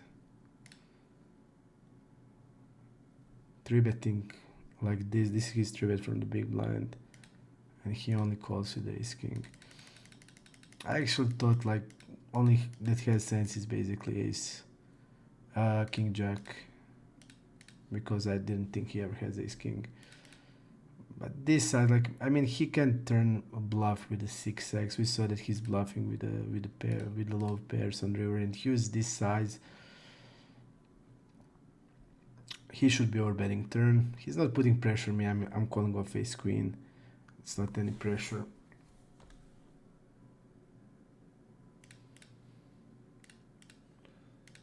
But like, just think how harder it would be for us if he's going overbet turn, jam river.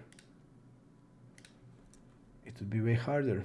So that's the goal. You want to always use the size which you put your opponents in, your opponent's range in the toughest spot, and you need to think like how my range looks like. If your range looks like as a 2-pair on the flop, 2-pair plus on the flop, and the turn is an ace, you're kind of saying you're beating ace queen, so you need to go with a bigger size.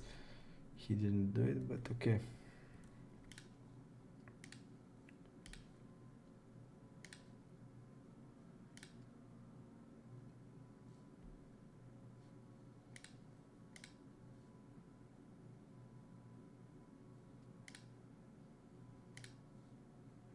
Calling table number 6.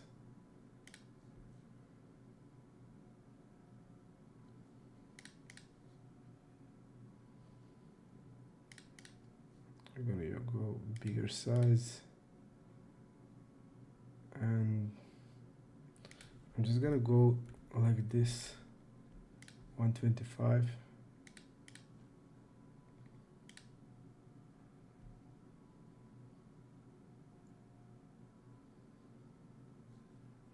Let's go small one versus early, 8%. Ace jack off. Shouldn't be there ever.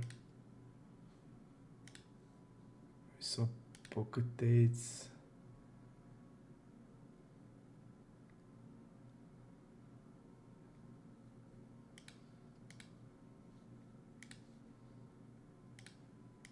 Gonna go new table.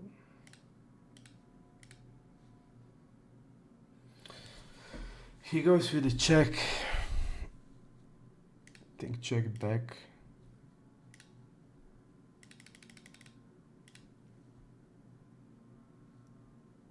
And I think now I'm just gonna go. I also think here is the spot they don't slow play, so I'm gonna go with 26.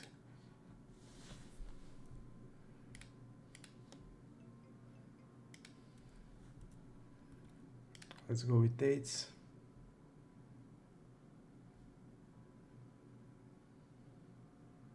Against him, I'll just go bet big. I should be betting smaller on turn, but I'm gonna go bet big. Because his range is narrow pre-flop and on the flop, so he's gonna be connected. And we're just gonna exploitatively play.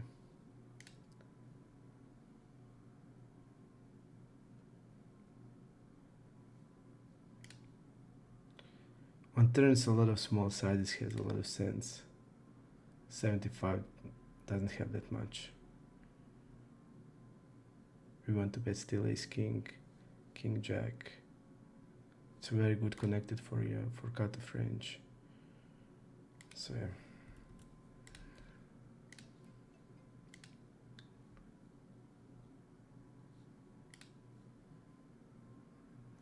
Big blind range. I think a lot of big bets are also here. And smaller. I'm gonna go to keep his range wide as possible and going 20.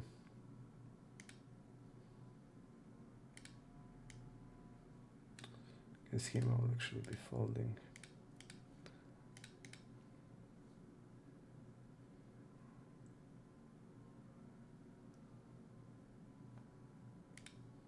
Three, five, we're calling, we're gonna fold this.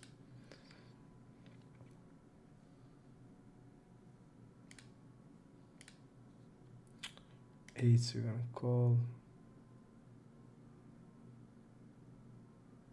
Everything is normal. From the showdowns you don't see any, so I think his range will be normal.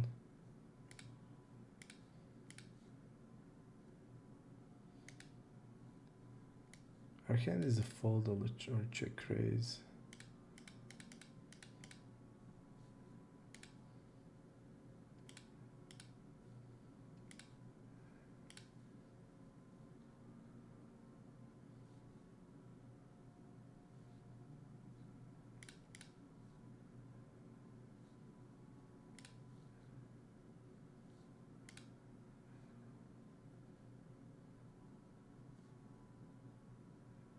Let's see his triple barrel. Against us, 31% aggression.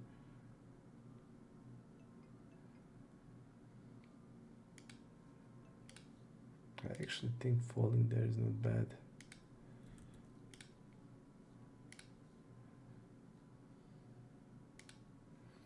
I'm gonna go here to see after betting turn. Yeah, I'm gonna fold against him.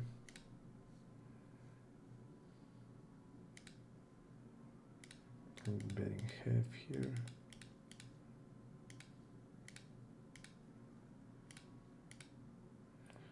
Very bad turn. I expect a donk, but I don't see it. We're just gonna check. We are lacking trips. Have some 7, 6, 7, ace 7, but generally our range is not in too great of the shape. I think I just want to bluff catch my hand. How very weird. Very weird. Again, my hand is a check back, but I just feel they are unprotected and I'm just gonna go half. I mean, the question is what I'm getting value from. Like, I need him to call ace high or ace 5 and ace 4 basically.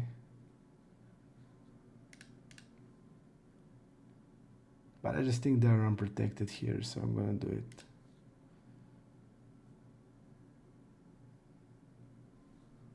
Okay, ace queen. That's what I'm thinking they were gonna have mainly, and we'll call down as okay.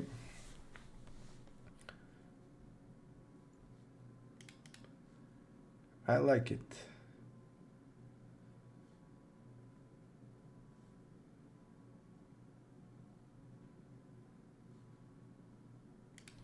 We're gonna go 3-bet. We're gonna go 3-bet and we're gonna see what happened there with the king, queen. Let's see this hand.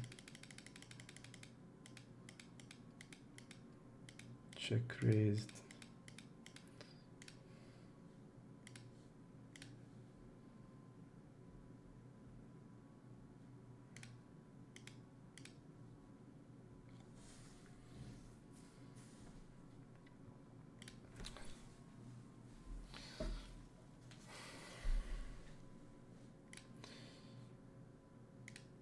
Interesting session, guys.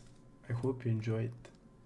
I still think a lot of concepts that you'll find useful in some situations that we talked about, like this merge betting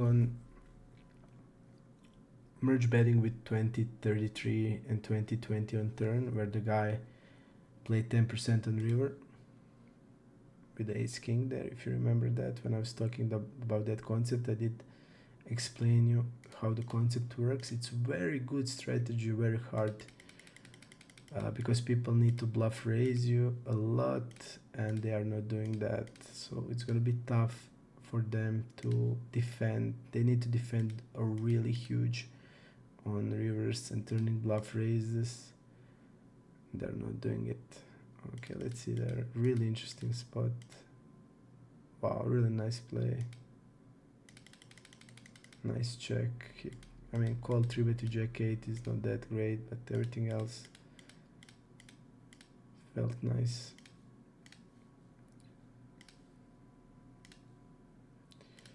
Well, let's see how much tables. Okay, there's tables running. We just need to be.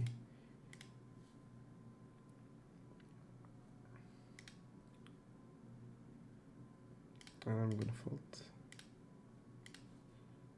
Okay, I'm gonna put it there.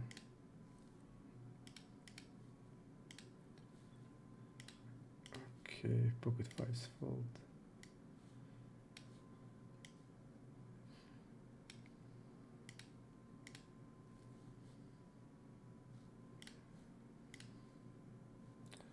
Three, five.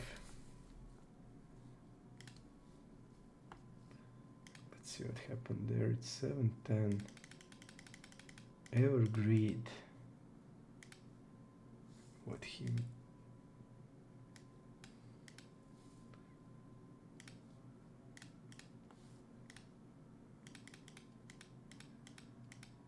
Okay.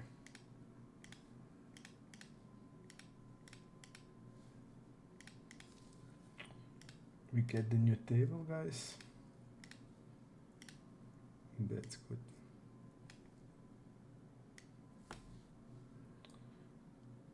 Fold, unfortunately, jack 9.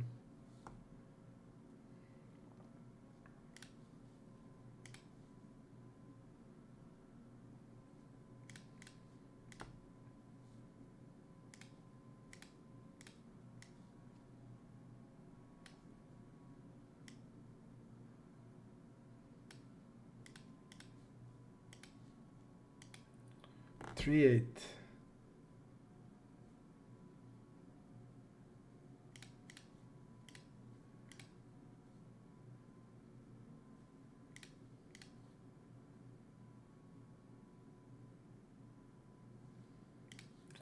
I don't know what happened there. I thought I opened the button, but it seems I didn't. Let me check. Okay, I thought, but no, it was ISO. Thought I was the button. Okay. Half between 3-bet and call.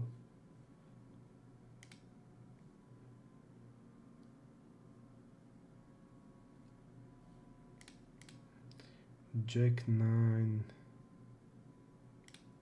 Splitting. Half between 3-bet and call. Okay, let's go small.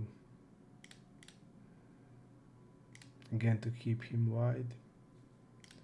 Doesn't have many 10x hands. And we're just gonna bet one turn on the river. I'm gonna call with this hand. Call the river.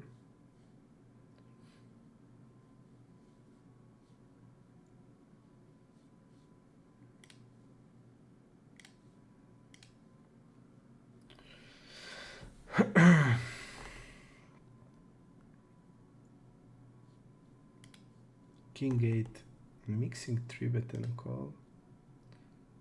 Well, let's go for 3-bet.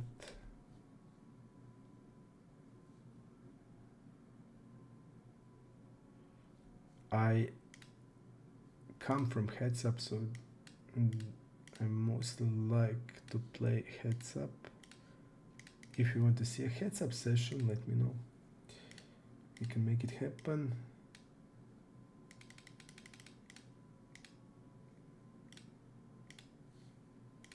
And if you want to see a live stream for 20 comments in the comment section, I'm gonna do it immediately next video.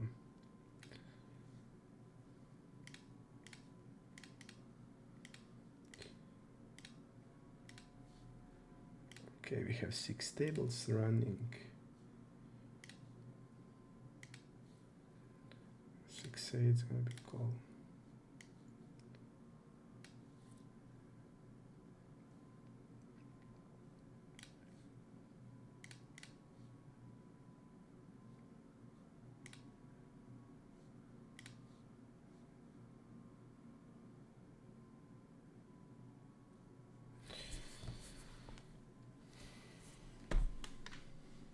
It's a very good game today. Very good tables.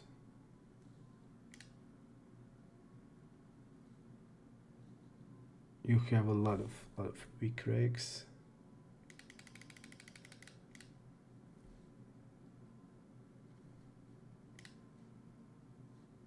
And some fish, and needs, and that's my favorite table when I have like blue and orange.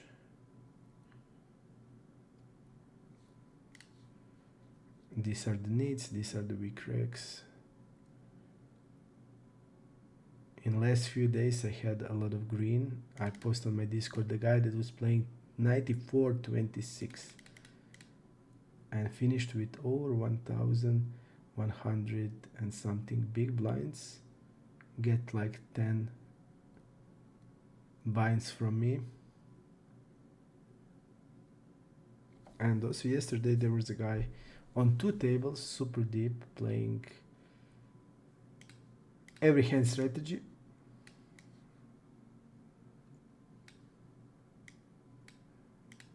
Usually when it's like that, I know that the thing's not gonna be great for me. We had a really big hand. I tried him really big size. I was opening 7x pre-flop. I tried him super big size. I had ace-10. His fold was 0-0 on bet. Fold on the rear bet was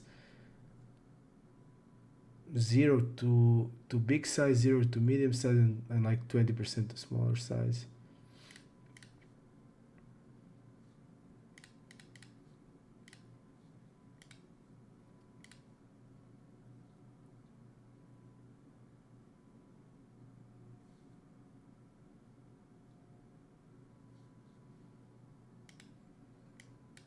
Okay.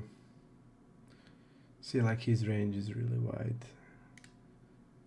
So 20. I'm just gonna go pattern.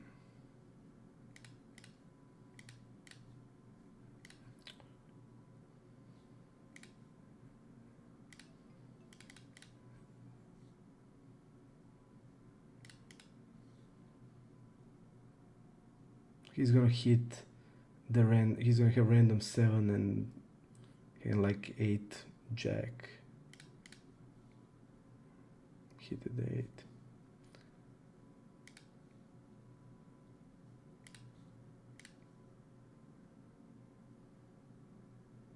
And we're gonna also have there a lot of 5x hands.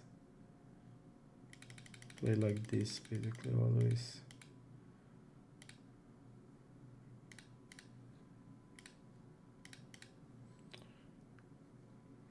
I think on the river we don't have any showdown value when he checks. And I had ace-10. I tripped him big. He called. The board was ace-10, 8. I bet close to pot. He calls. The turn was a 7. I bet two tone. I bet close to pot. He calls. The river was 8. and I had like 2/3 on the river. I jammed. He called with 7/8 off, and that was the or 400 blinds, 400 blinds pot, and that's where he's started. And then couple of hands he called deuce 5 off 3-bet and called it off on a deuce 6 8 9 jack 3-barrel shove and won. And then he called, the guy squeezed, the other guy is raised, and he called, the other guy jammed, and he called with kings. The guy had queens, won that. Then immediately the hand after I had king queen. He opened button. I 3-bet big from the big blind. He called. The board was king deuce 4. I bet 75. He's not folding anything. Fold to 0. Fold to c-bet 0 on the flop. And the turn was 8. I just jammed because the guy was calling any pair. I just jammed and he called with aces. Insane. And then he was winning. He was calling every raise. I started opening 7x. He called every small blind, every big blind, every middle position, every hand. So he definitely stuck playing any two cards profitably. And then he left.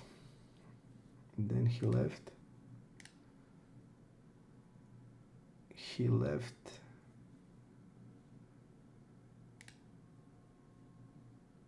Let's see here. So definitely, and yesterday also shown similar guy. So usually my biggest losing sessions are when this guy shows up usually. And that was similar on stars also. My worst day playing was always Friday and Saturday. But Monday was my best day. I always like these Mondays. Tuesdays. Start of the week full of the energy. And I usually play good, but in the end of the week when this guy shows up, there's no more range. So many random spots. And then it's like big pot and they call me down, I'm just gonna lose. I just know. Don't like to, because you can't range them. He has there 7-8 off, so he gonna have every possible ace there. He's gonna have ace deuce off. He's gonna call down. He's gonna call down every 10x. Everything, like even my hand is really nice on checking on the river. Really nice as a check on the river. And I thought about checking or betting, but because he's betting, he's been calling anything, so any pair, any 10, any everything basically fold the river was 0. I just jammed, but it was nice hands to be checking also.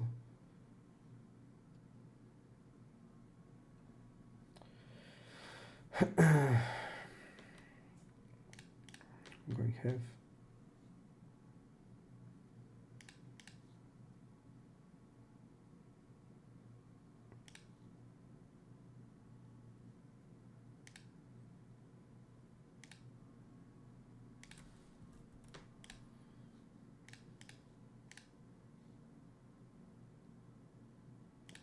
$75 here.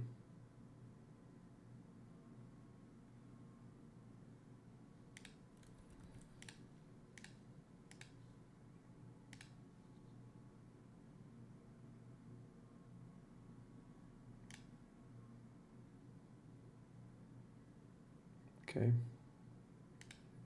let's see him.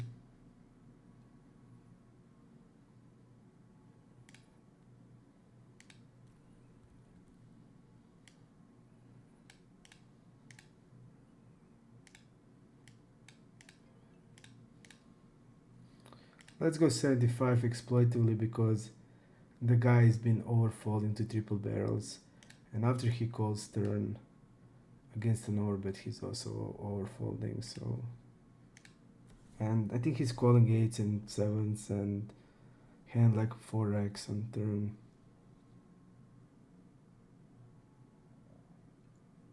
So just to put his 9x into trouble,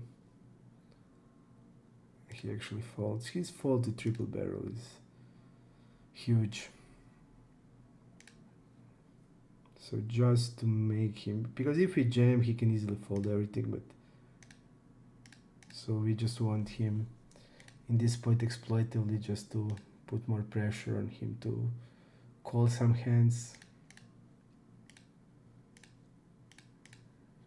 9x, because you see like he's continuing turn there. I would say even like pocket pairs he's gonna continue. Okay, it's a lot of top pairs. Okay, fold there. Big size here, like even overbet is immediately good. Gonna bet half.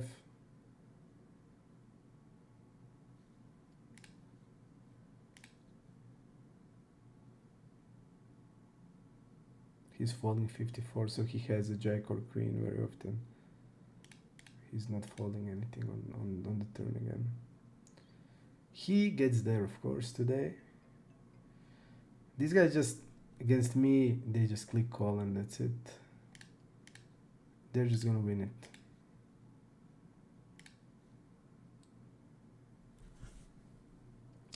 Very bad run today.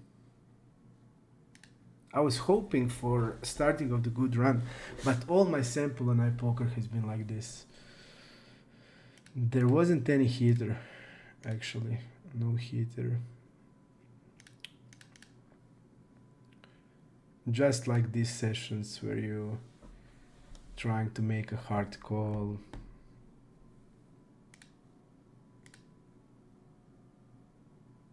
Trying to make a good bluff.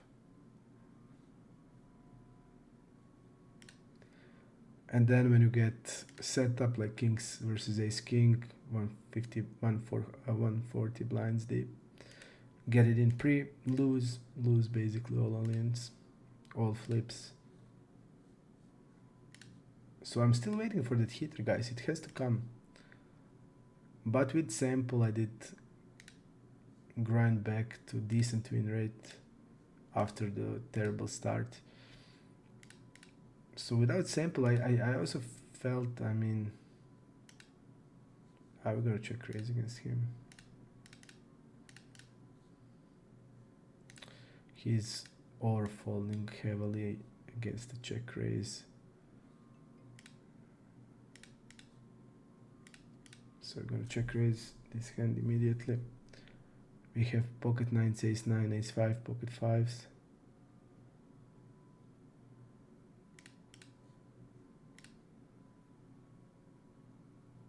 He goes 3-bet immediately.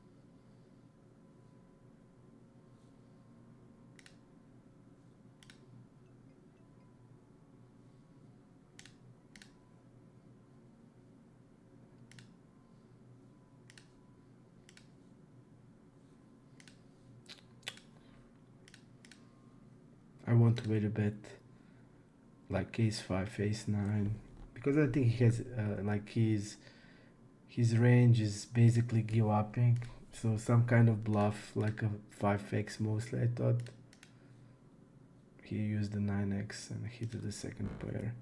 There's no sense for me to go big because I think his range is mostly basically a give up or low pair. He's not doing it with ace 10, ace jack, so I don't think he's ever doing it with ace queen, maybe ace king, but he would bet on turn. So there was some kind of bluff, and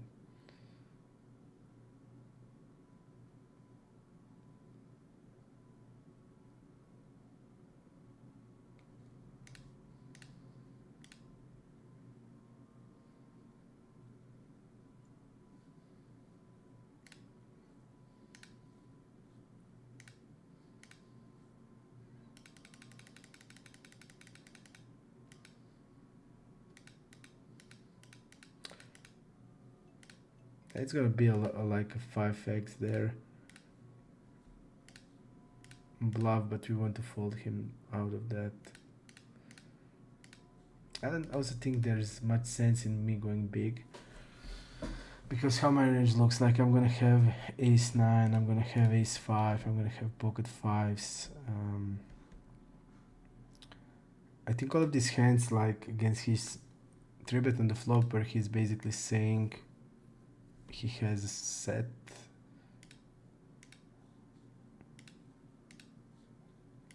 Mostly right. He shouldn't be having a lot of 3-bet range on the flop. So hands like 9 has sense, pocket 5s, maybe sometimes ace 9, but that's it. But he would continue bet all of that on turn. So I just think like 1/3 on the river.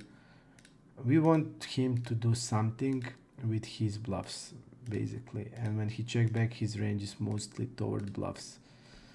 Yeah, like ace 9 can check back turn, but I don't see much point. And I don't think he would ever check back with the ace 9. We don't have ace king, so it doesn't matter. He would be betting. So his range is bluff on turn, bluffs, and bluffs is going to be 5 and 9. He has sense 9 to bluff, because to me it has sense like a 9 with the backdoor flush draw a lot. Hands like, let's say, king 9 of clubs. That has sense to me, for example. King 9 of clubs has sense.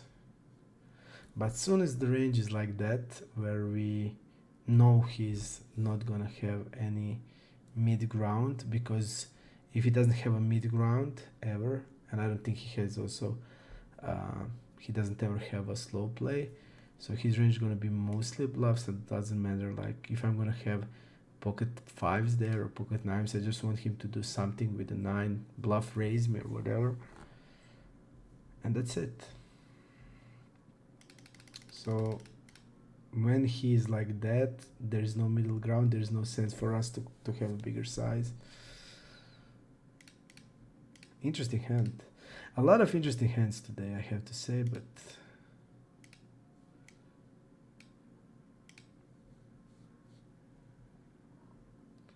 we are doing a lot of checking on this board actually. And on turn, I'm gonna go actually 75. I'm gonna play this like I would play king, queen, king, jack.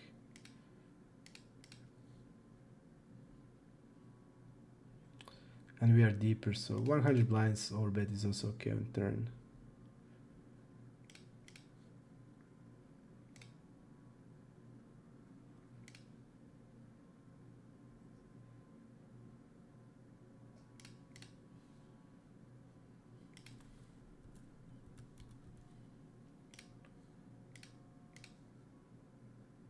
I'm gonna play it exactly how the sizes I would use with king, queen, king, jack. So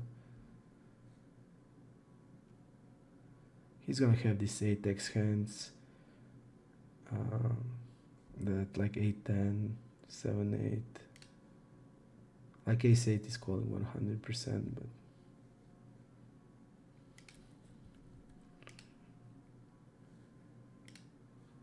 this is also a good call.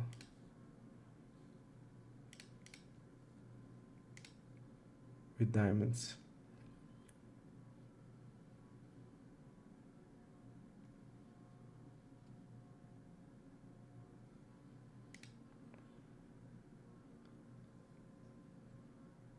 I'm calling here against him. He's jamming 43%. against call for, but he should be slow playing aces always, but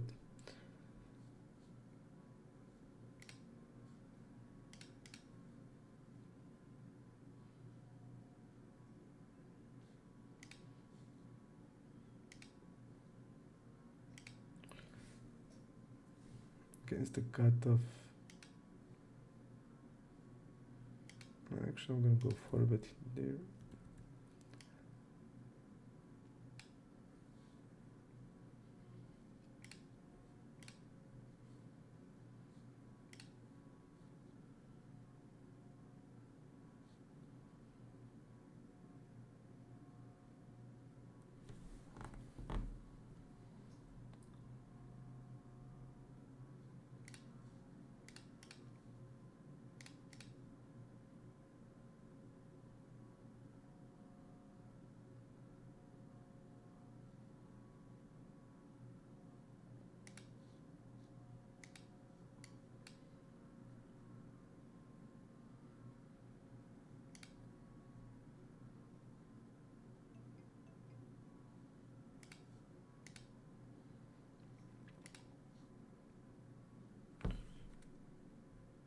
Three, 9.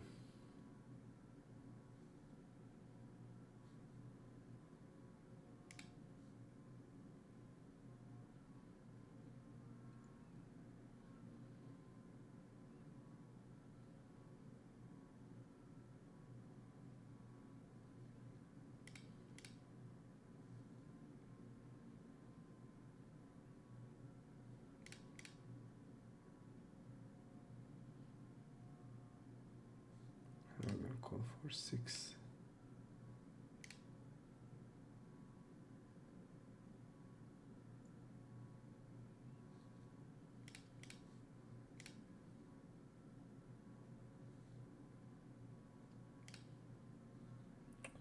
Small one versus middle, 7% against us, 8.6.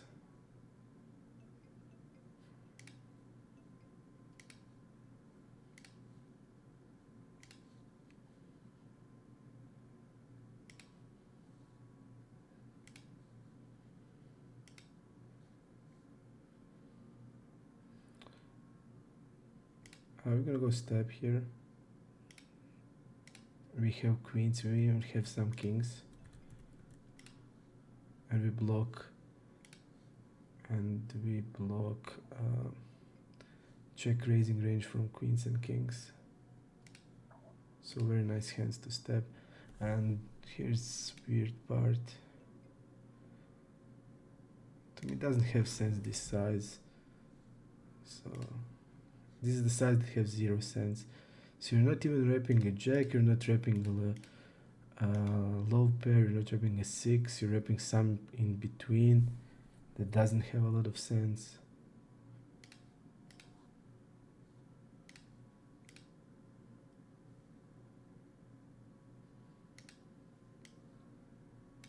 Okay, this is an interesting spot.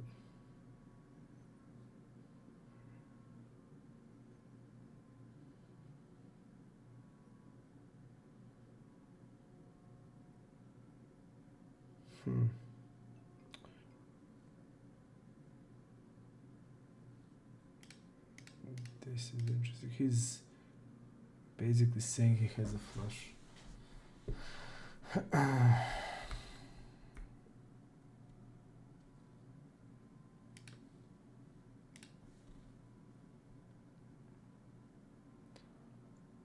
The thing here, he needs to bluff a lot of one spade hands like queen 10. He's like bets that has sense like king jack with a spade, jack 10, queen jack with a spade. But like it's left like queen 10, king 10, and his double barrel is pretty low. So I don't think he's gonna bluff these hands.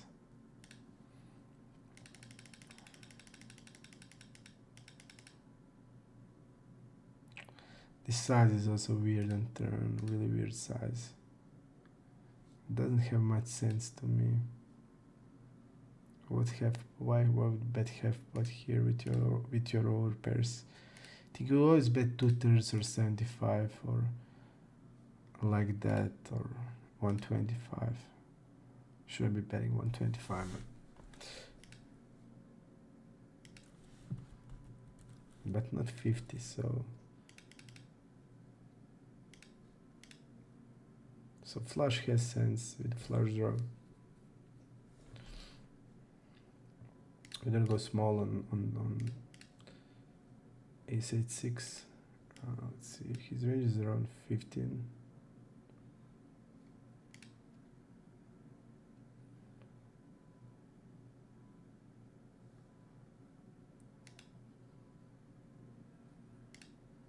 He overfolds the flop immediately.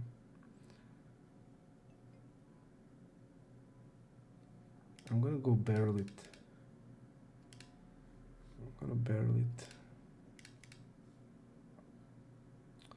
Our betting range is like a lot of a6 off, 3-bet range, a7 off. We're gonna have 6, 7, 7, 8. So I'm gonna go with betting turn here.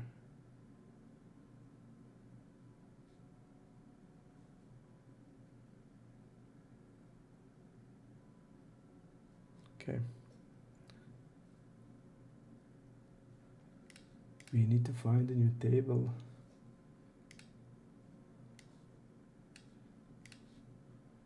Okay.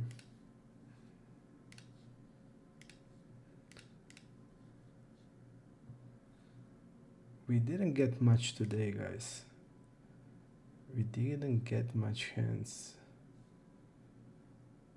Most of our spots were for their bluffs where we made the calls. But not a lot of hands. The one we did get, we lost.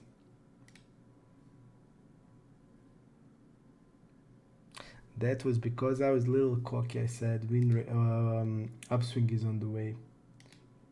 But okay, I still think upswing will be on the way. And when the upswing comes, we're gonna heavily crush them. And I think more than the win rate I have on stars. They're much weaker players than the one I played on stars with. And hopefully we can also move up. I think a lot of checking on this board is required. I think half pot and turn has a lot of sense. It checks. We're gonna check back.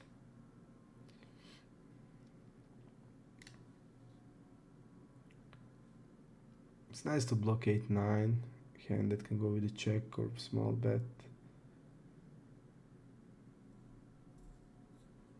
We're gonna go half.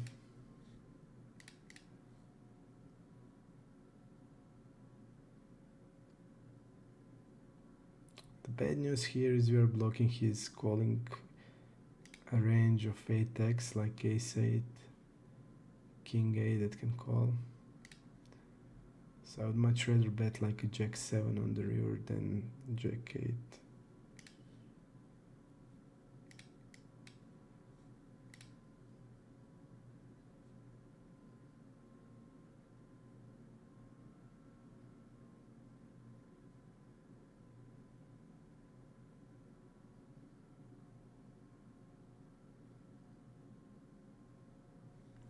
Yeah.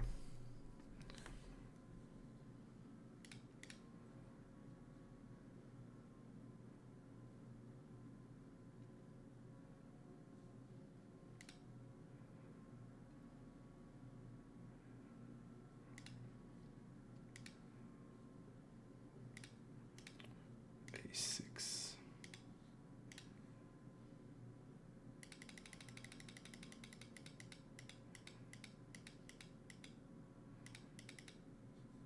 Okay.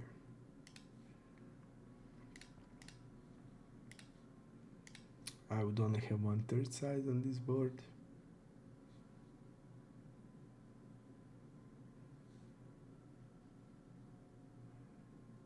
And I think 125 on turn is okay.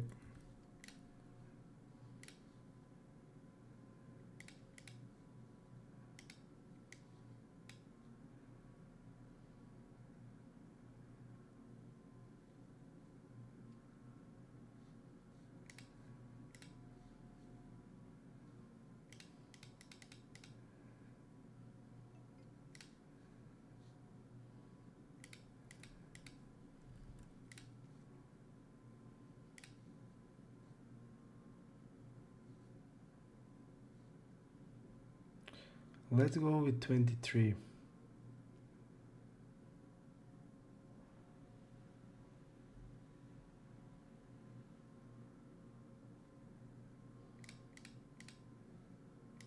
Let's bet turn here.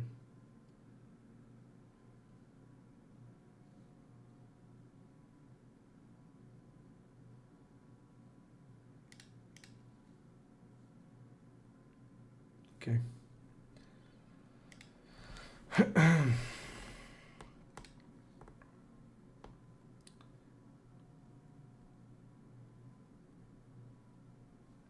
Tens and sevens, let's see that.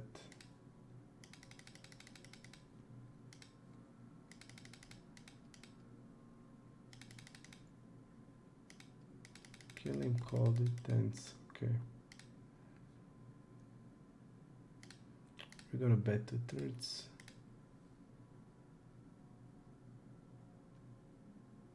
This guy is tricky, he's checking back top pairs a lot.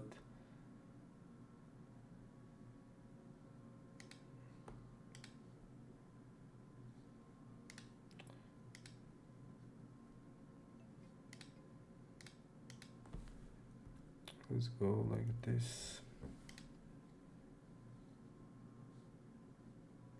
We can do it with ace jack plus. He's also folding these lines. Only trusting after calling turn in position, only trusting the orbit size.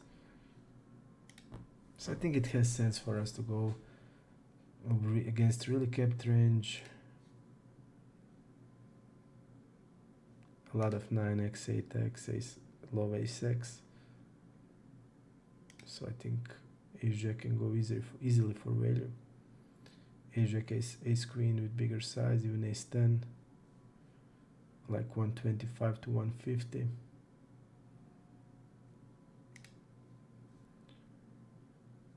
Okay. Can we, guys, finally get a hand? Is it possible to get hand today?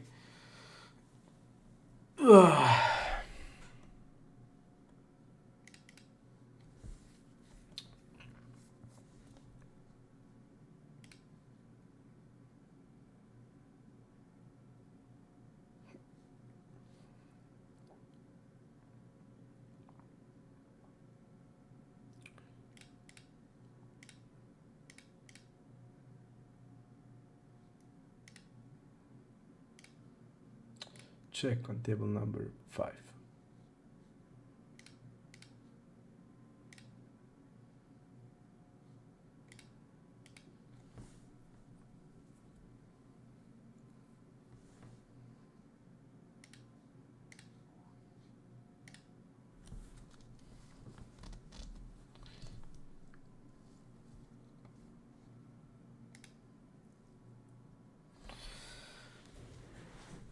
Let's relax.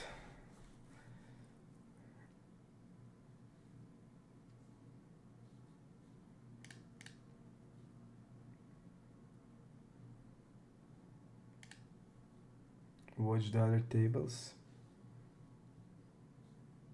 If you're not getting hands, you should always pay attention to other tables. I'm gonna check this board. This kind of boards, when you have one range in position paired, especially fish, I think checking is good. He's also stabbing in position where he did stab every hand until now, but he checks now. Check again.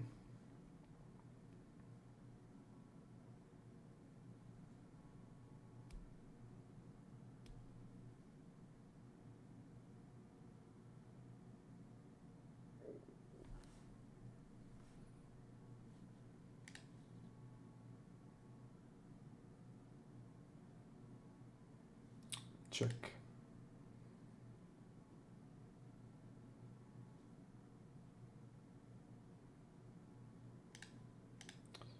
Hoping we can go to the showdown and win. Okay. People are not bluffing there enough. definitely.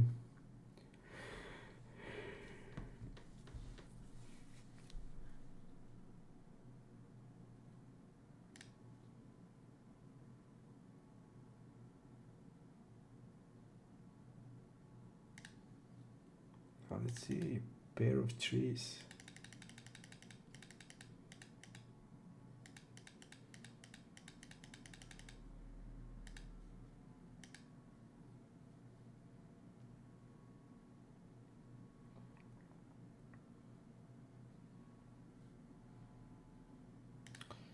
Let's see, limb calling position. Okay, to see if we want to isolate him. 3-bet here. Let's see what I have on him. Okay, interesting read.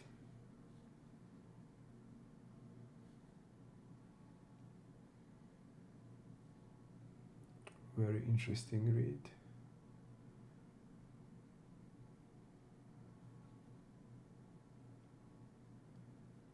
I'm gonna go 20. Again, I want to keep him wide as possible. Turn, we're gonna do a lot of checking. Let's see his bet versus miss turn. We're gonna check. He should be calling pocket pairs on the flop against 20%. With the... Just check river, guys. I'm not gonna block. We will just check.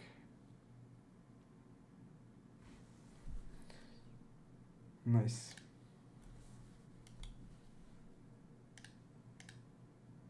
He will be checking behind a lot of ace queen hands. King X. Let's see his check behind. It seems he's more capped. He's not bluffing with these pairs.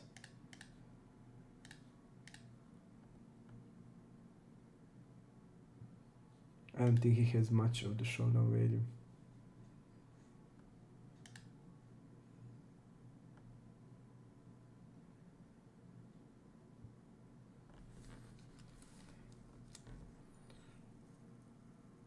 Ace 9. We're gonna 3-bet. We're gonna 3-bet it.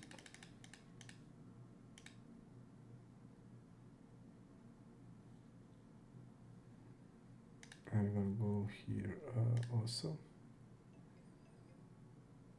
I'm gonna call King 5. Have 2 nits on the blind. That's gonna let us see the flop.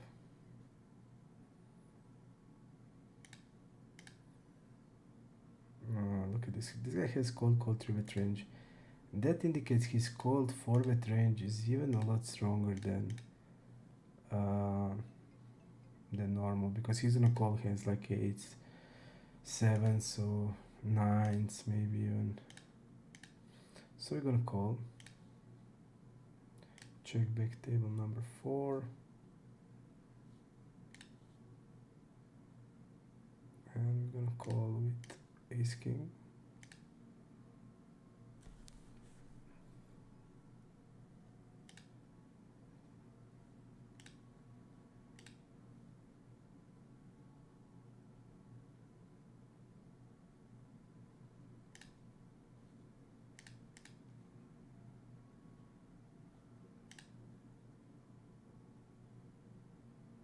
Unfortunately, nothing for us. We're gonna call against him.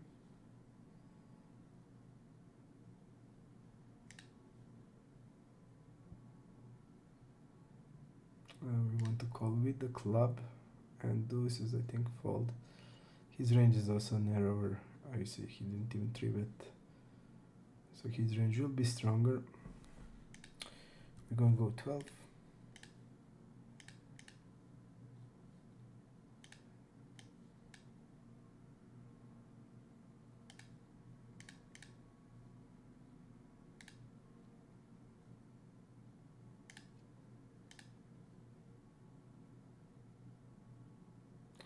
Nice flop here because he needs to mix fold. This deuces fours are always a fold, the eights are also folding. So we're gonna go half from the big blind. We're gonna have also some 8x hands and call here because of the small blind. Fold.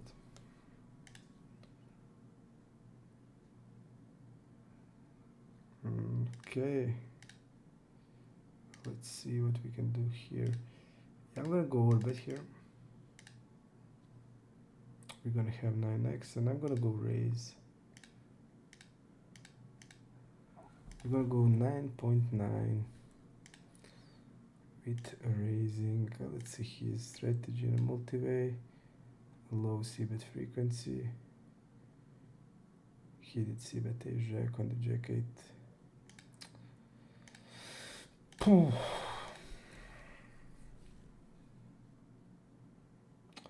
Let's go small bet on turn.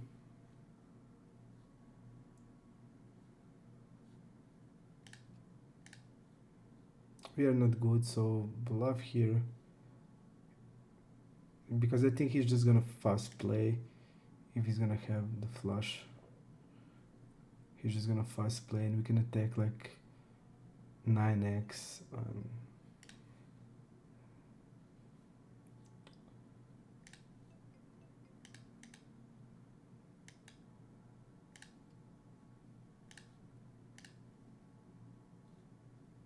So yeah, we can attack 9x. We can definitely take hands like pocket eights with spade, make it fold on the river, because I think he will just fast play. I just think he will be fast playing the turn. He's also really passive. So when he calls there, I think we have a really nice bluff opportunity. We are not good when he calls a raise there. But I think he would probably re-raise with a set. So he can easily have hand like tens, like red tens, 9x, and we can put all of the hands in tough trouble. And based on their fast playing in this situation, their calling range will be a lot weakened and we can then attack river. But unfortunately, or fortunately for us, he raised, doesn't. And also a raise, we're gonna have there, we're gonna have flushes, we're gonna have sets. I think we have a perfect hand to bluff raise the flop. I don't think there's a better hand than that. And turn, we can just attack wide range.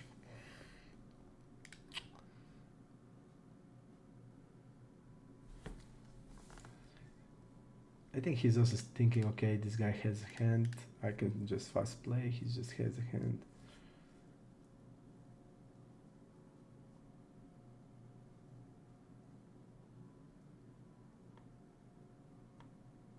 I think probably he thinks like that.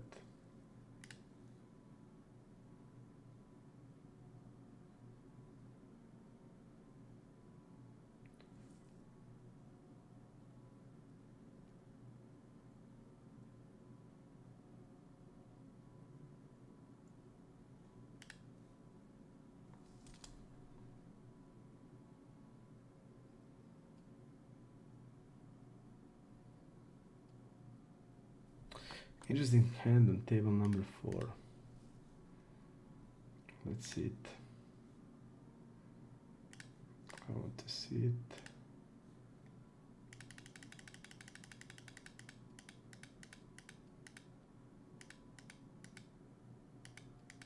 I mean, in essence, he can only have 9-10.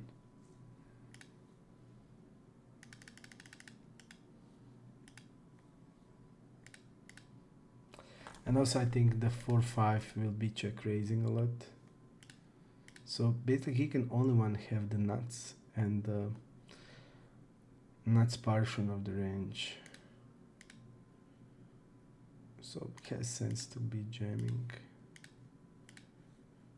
I'm just gonna check table number 3. We're just gonna be checking it. A river is a queen.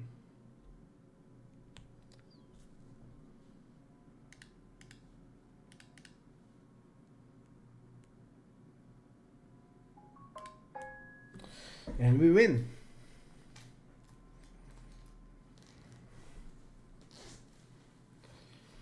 And we win, guys. Let me just see.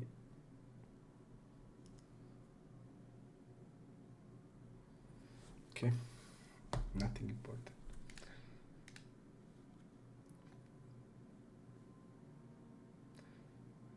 Mainly a fold. Let's see something.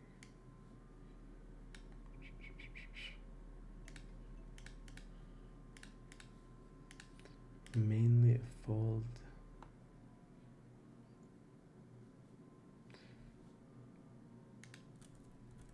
We will cover interesting hand on table number 6. Interesting run out.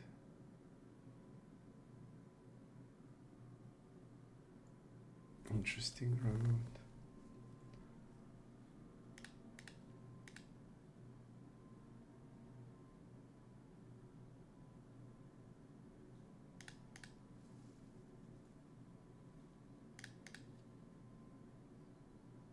We're gonna call 9-10. We're gonna bet 1/3 on table number 1.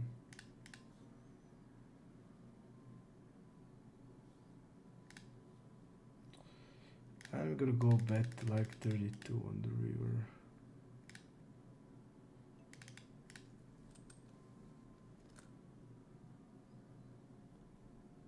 I still want to bet ace king, king queen.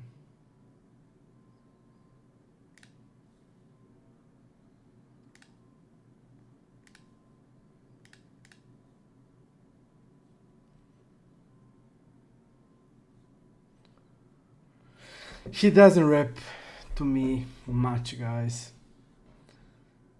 Doesn't rep much. We're gonna go step here with 9s.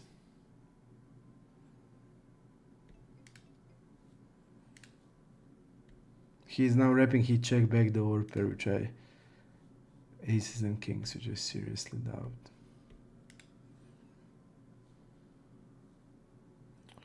And I'm gonna bet half the turn and check back the river.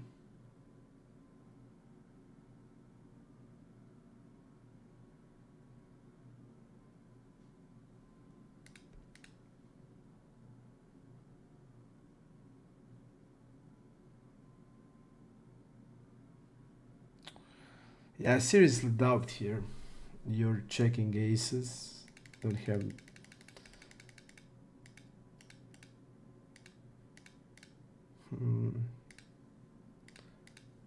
Really strange. We don't have nothing, but if I have a pair, I would call. I'm gonna check back this 7-9. Called 4-bet. Let's go into the called 4-bet pop-up.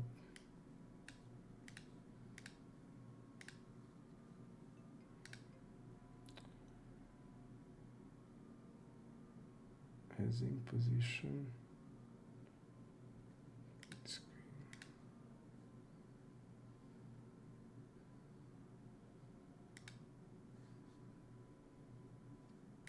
So 9 is a clear call.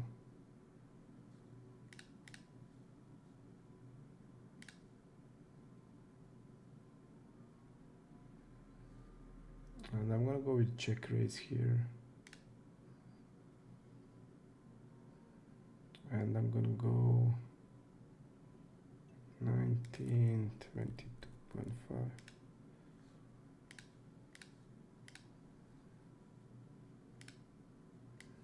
This is a really nice hand. A really, really nice hand.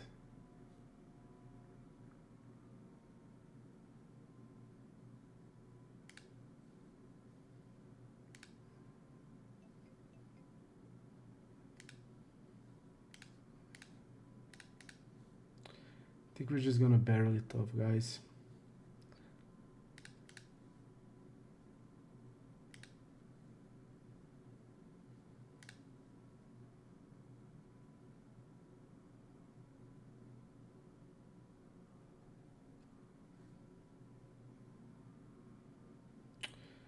Not liking the spot on table number 1.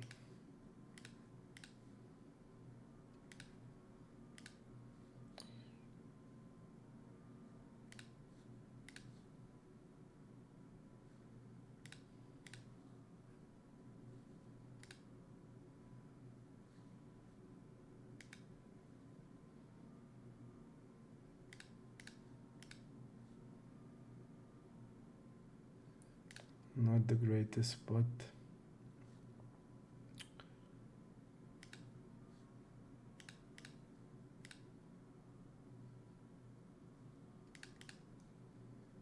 We'll bet here and 3 hours, guys. Such a shitty session. Such a shitty session.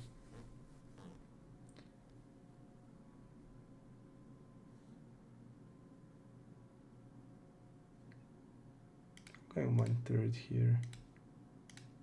A lot of equity we have.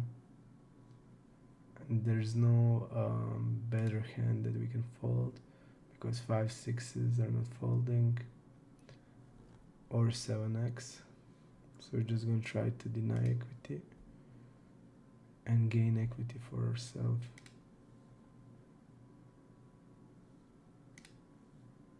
Really weird spot.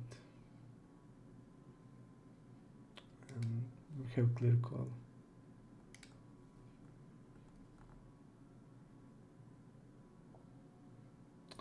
This doesn't feel like 5/6.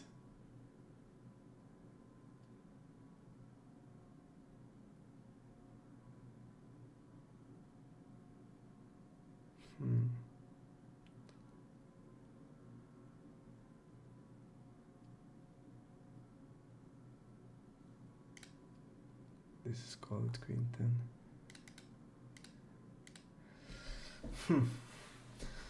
What can he call there? And I look like a draw. I'm gonna go for it.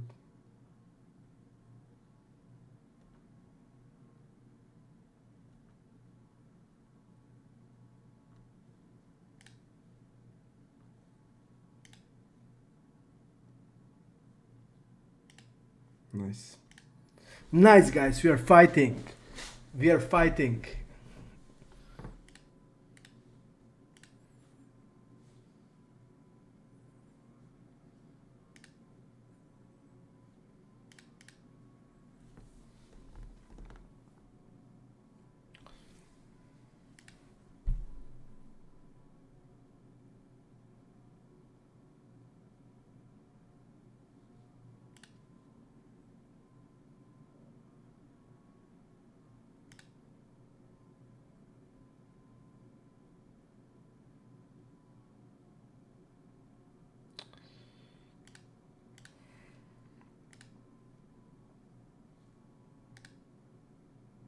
Mark him.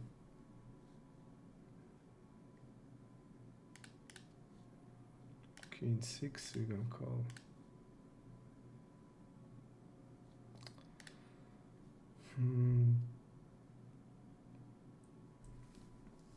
We are just not hitting hands. I really like the run out here because the guy is having a c-bet range in the check range spot, so I really like it. I really like it. I really, really like it. Please jam.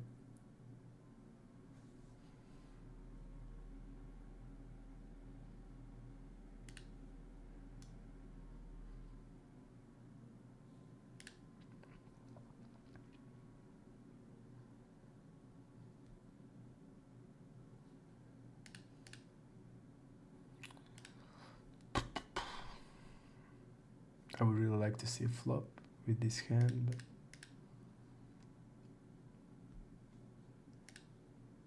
I'm gonna have check range 6-8-5.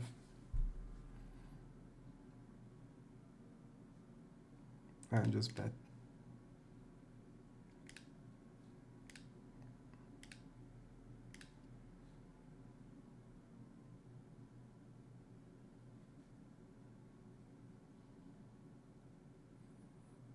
Let's see, he's called, check, bet. Call, check, bet, really low. So I'm gonna go bet. Betting bigger on table number 2, unfortunately nothing. Queens. Queens, finally we got a hand.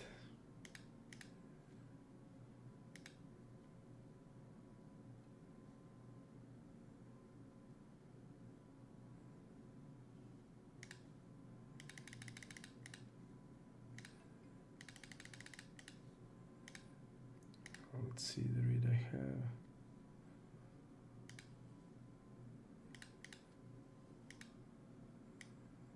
Oh, look at this. So these guys, I'm just gonna jam with queens. Call it 9-10.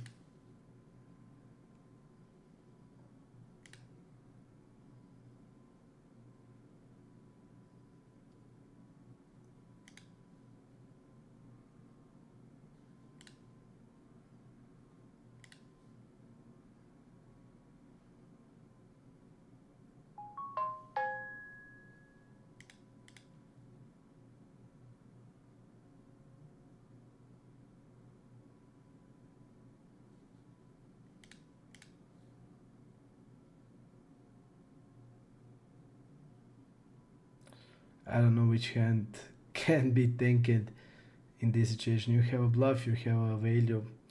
It's hard to have it in between.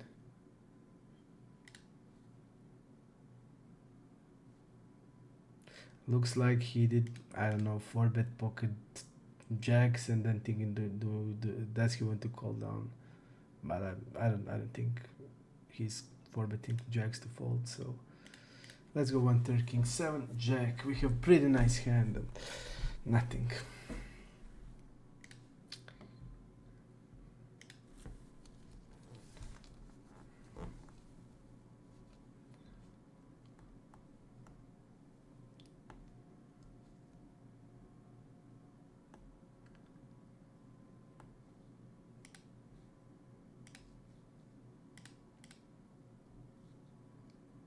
See what happened there with 4-5. Johnny Cash. Weird.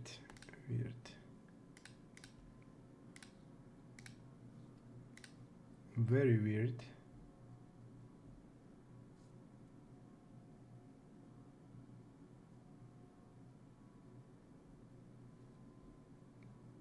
Can check back.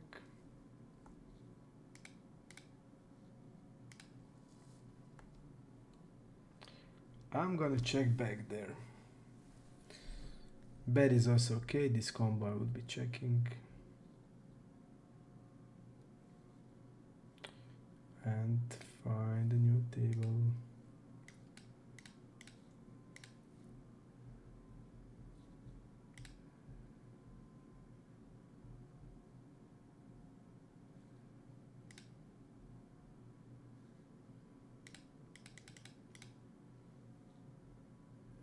We're gonna raise it.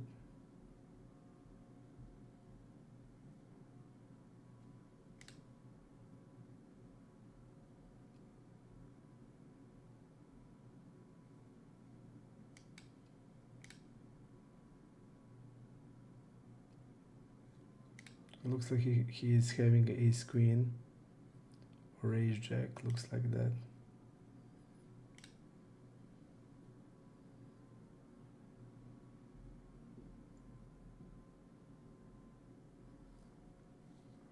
We have the new table already. Okay.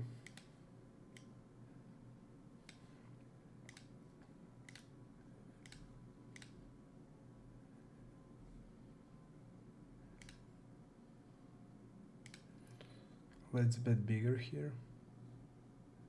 Queen 9. 3, 4, 10. Rainbow.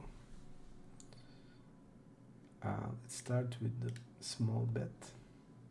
Half pot step.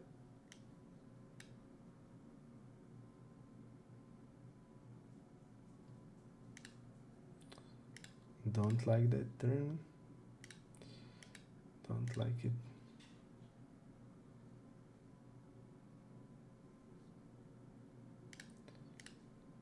I have to quickly release my dog outside. I heard him coming down from upstairs, so I will be quick. Stani Coco. Okay. Stani Kokica. Aj.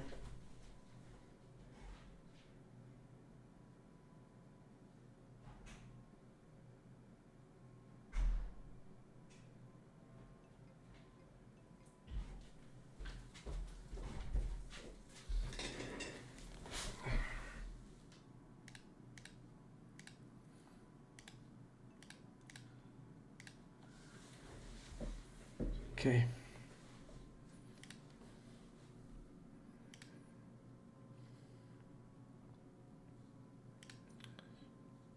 King 10. Looking good. Let me see in when does the Knicks game starts.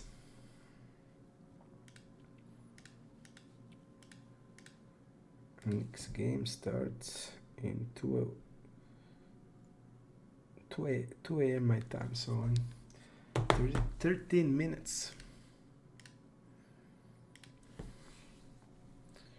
Johnny Cash.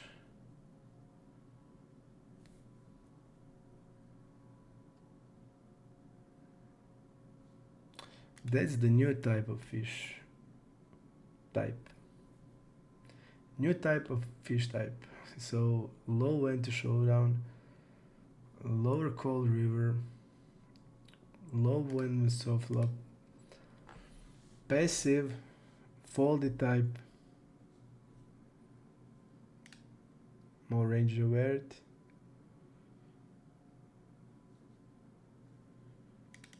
And let's 3-bet this.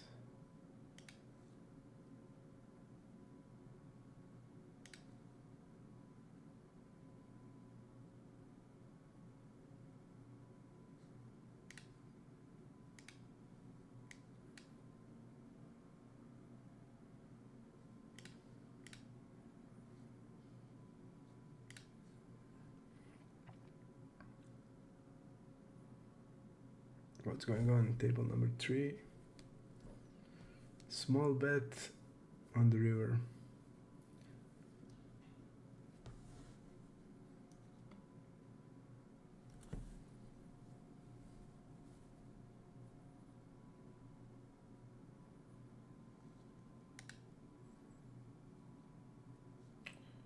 Seven, 8, guys.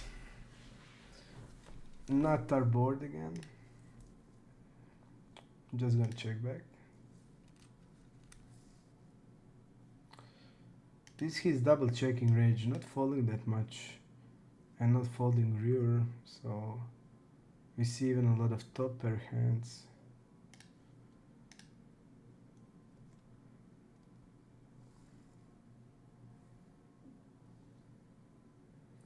His triple checking range is also okay. I'm gonna actually check and put it.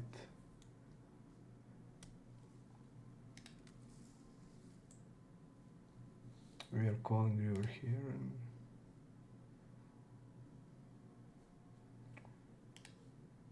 I'm just gonna check.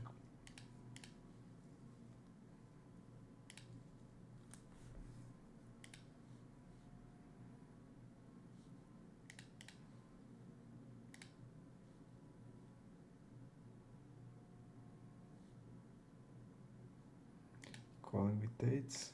And we flop a set, guys. Finally, we flop a set. We're gonna just call on this board, King Jack 8. especially against bigger size, we're just gonna be calling. I don't think I would even have a raise range when he's going this big.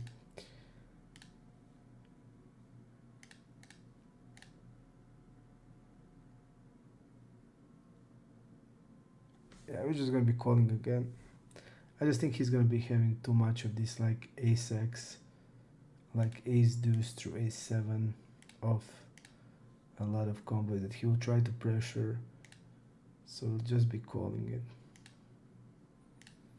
and checking.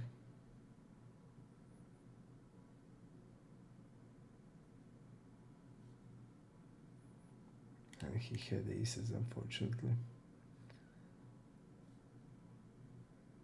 So aces again, immediately 75 on the flop.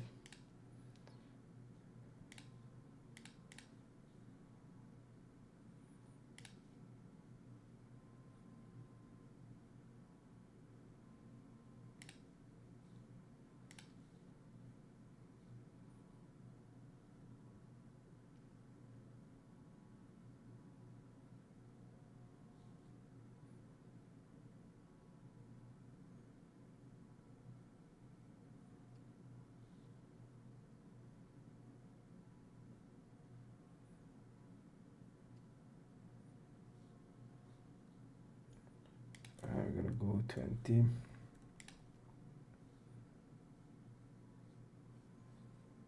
Let's see him call 4-bet.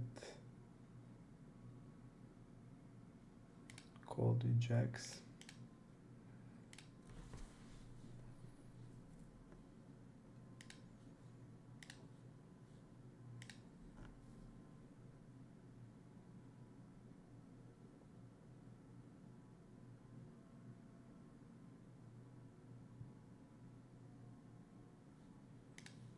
We're gonna bet like this.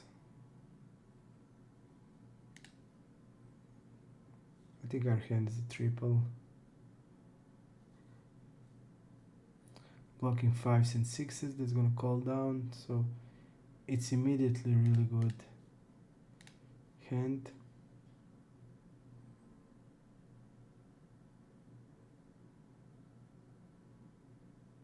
We also have some small equity with the gutter.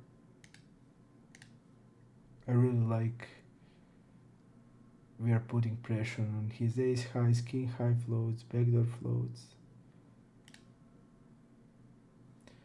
And of course we're betting the river.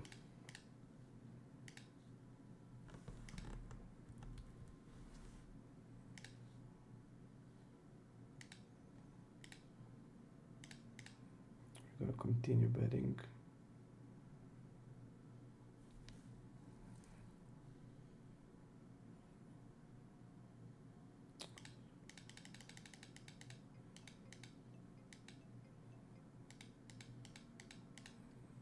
We're gonna go for it.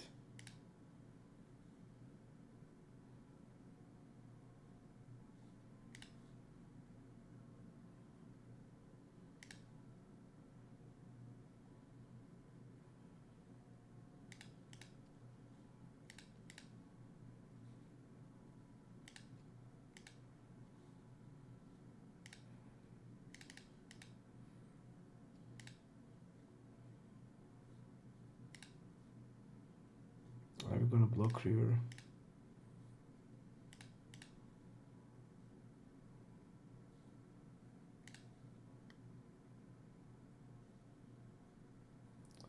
I don't think there's anything we can do there. Bluffing with trees, hitting our bluffing range. Maybe just jam river is the play, but I think I want to bet any ace.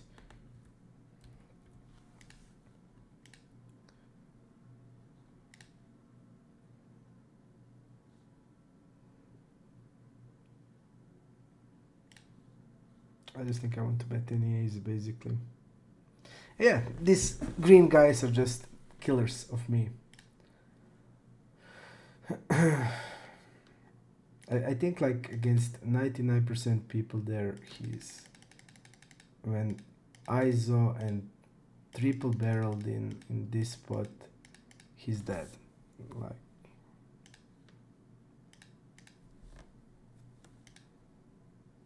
he's probably drawing dead on turn against anybody else. And luckily for him, he is against me.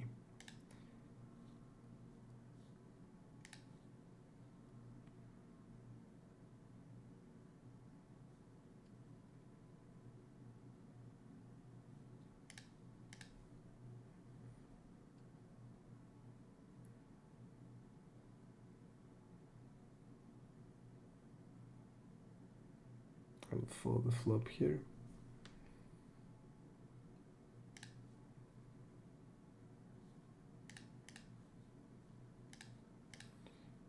We're gonna call. We have a small blind fish and mixing 3-bet and call with ace queen off.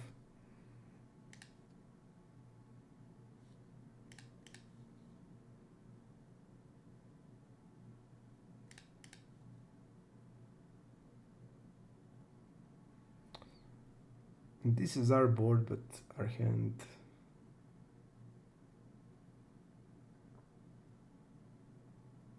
will be for check flop, fold turn.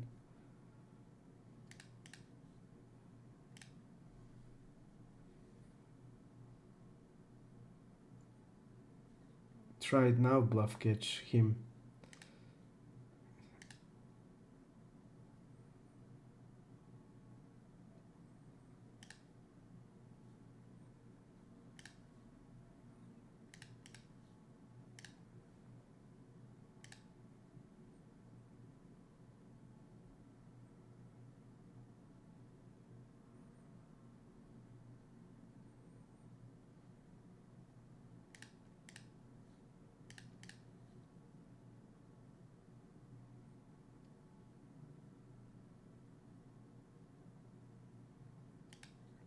Call this size.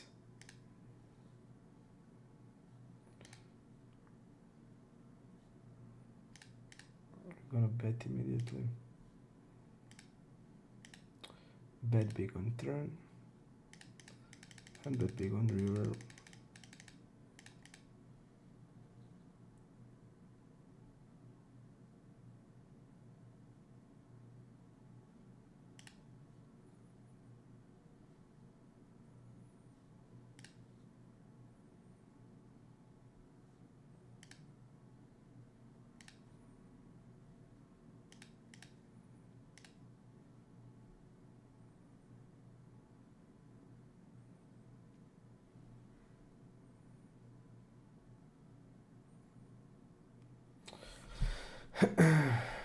Unfortunately folds. Nice hand with king 7 suited.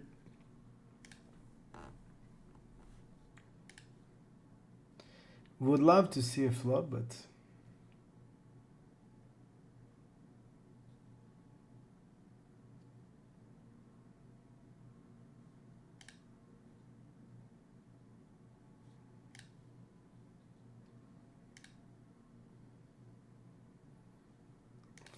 okay.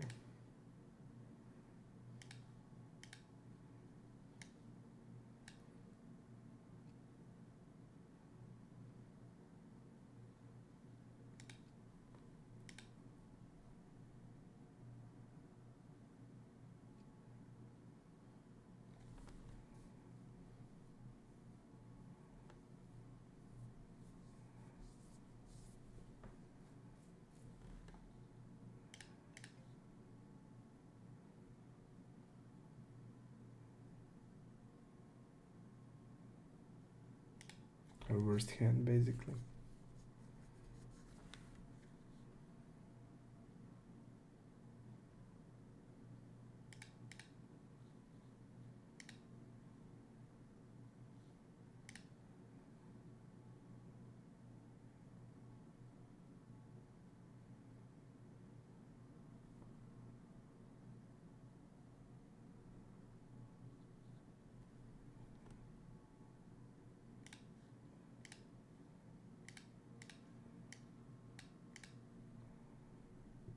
Let me see.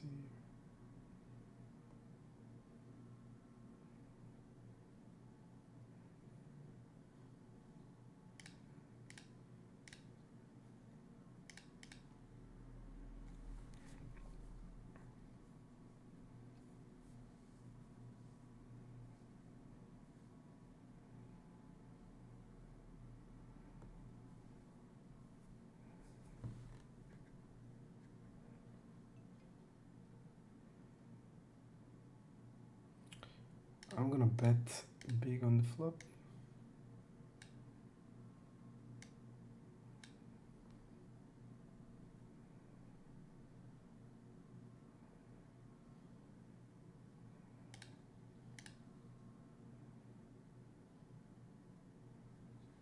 A lot of reads I'm reading from this guy.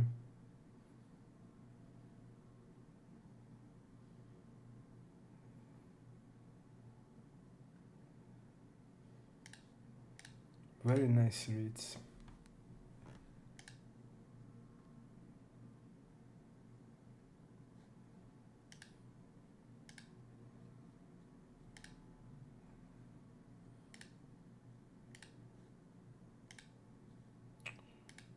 What is here happening? Is let's see what happened. Give up. Okay.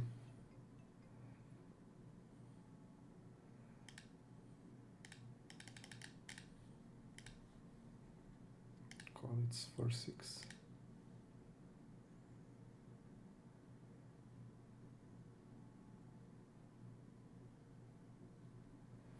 I'm gonna go small. 20%.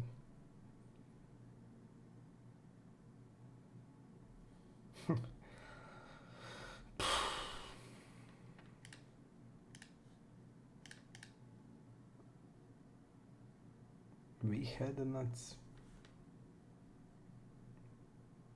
But not even 20% of the pot.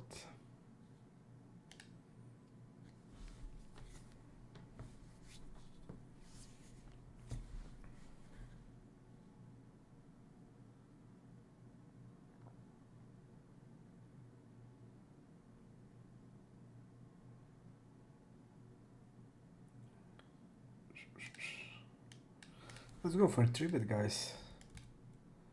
7.5. The guy is mostly playing 4-bet or fold, so against him doesn't matter what we 3-bet. Against him we'll have a calling range wider, and we're gonna call a lot of hands that doesn't like to be 4-betted, and we will 3-bet polarized range.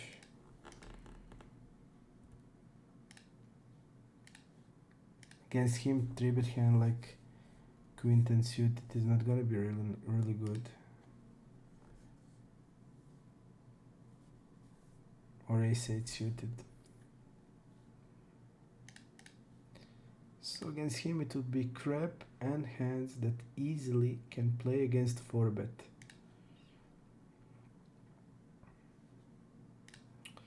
Let's check turn.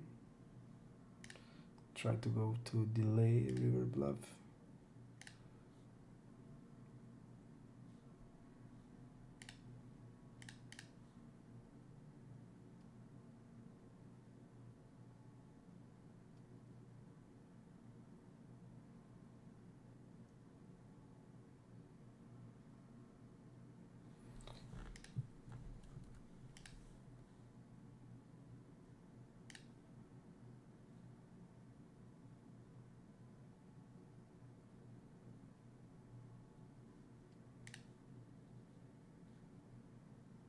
Let's go for 20.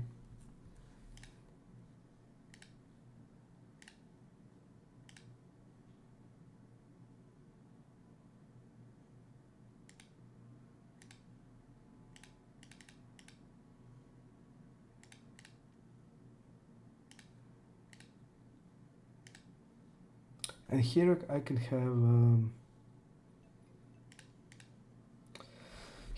have guys the merged c-bet and turn, but I'm gonna check back this. Check out of position, not check back, just check. Okay.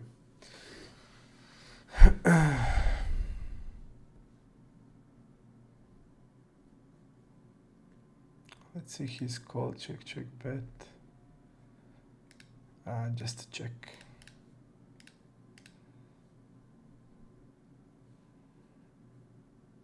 Okay.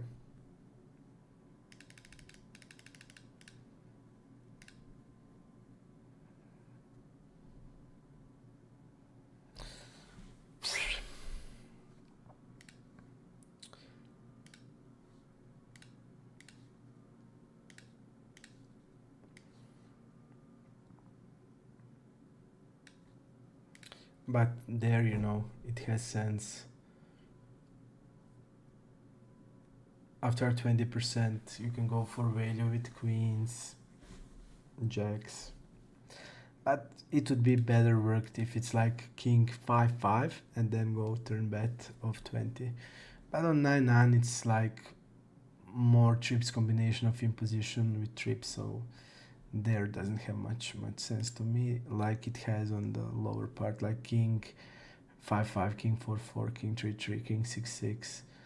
Then you definitely can get more value with queens, jacks, bet for protection, maybe even hand like nines and tens occasionally with 1/3 on turn, and then play defensive bet on river with like 1/3 or 25%, whatever. If it's clean run out, 1/3. I can go like 20, 20, 1/3 with queens, jacks, tens. He needs to call down turn against that size with basically most of his pairs, so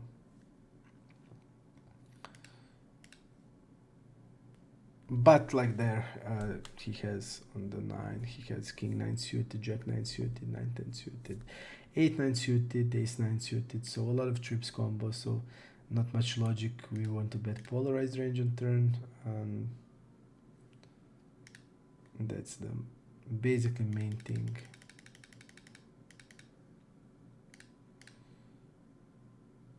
Okay, let's go with the 3-bet, king 6 suited.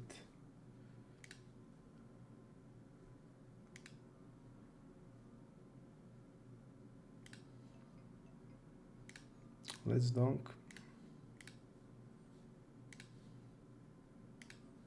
This guy likes to raise donk.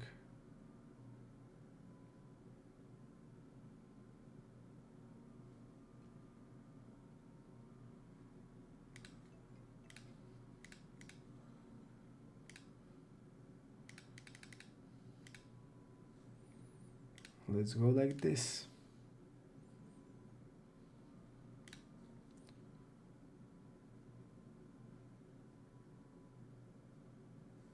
King deuce. We have pretty hand to check raise turn, guys. Really pretty.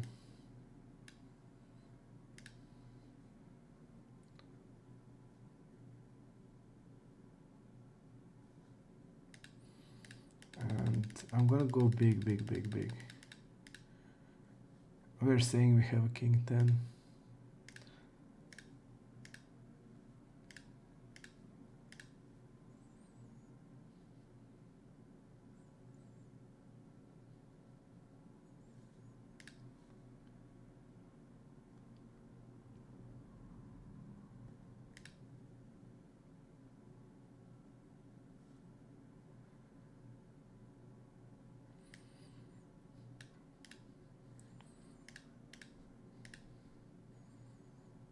We're now jamming.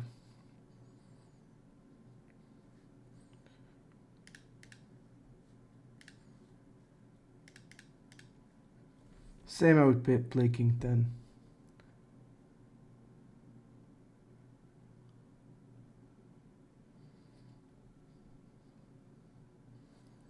Nice.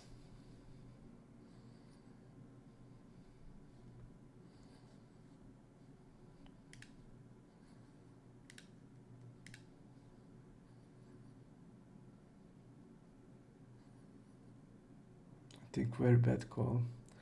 A lot of our bluffs will be with queen 10 especially.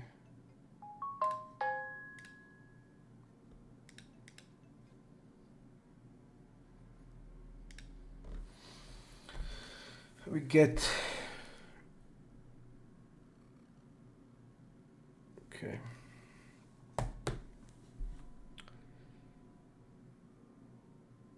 I'm jamming king 10 basically, so he's blocking full houses, doesn't mean anything. We are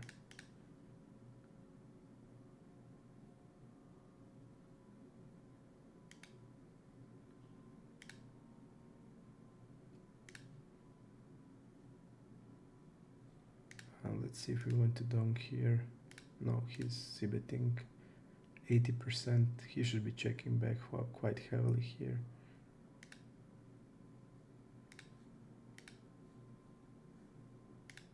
Okay. I'm gonna go overbet turn. I mean, smaller size has also sense. I'm gonna go actually smaller. I think we want to bet the queen. Still, we're gonna have ace queen, king queen.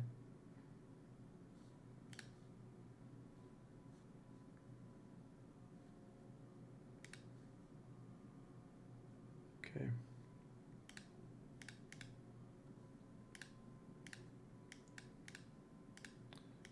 I think there where he called with queen jack, it's one of the worst hand I think he can call with. Basically, there's no worst hand that he can call. So I think it's pretty clear that he doesn't understand the concept. So he's winning reg. I mark him as a red. Like blocking full houses there is totally irrelevant. We are pretty wide. Button versus big blind. My value range is purely king 10, and that's it. So you're blocking full houses there doesn't mean shit because you don't even have full house in the range at all. So yeah, I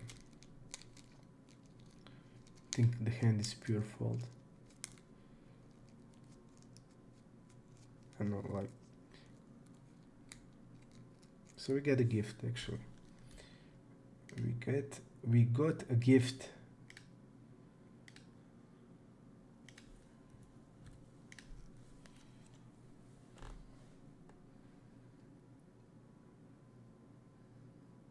I'm gonna bet.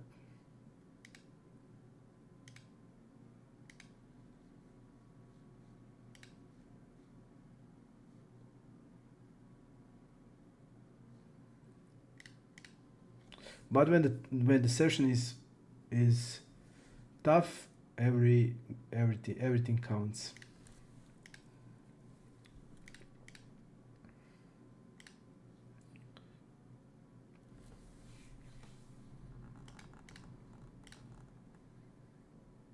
Everything counts, guys. Don't like this. This is check bet.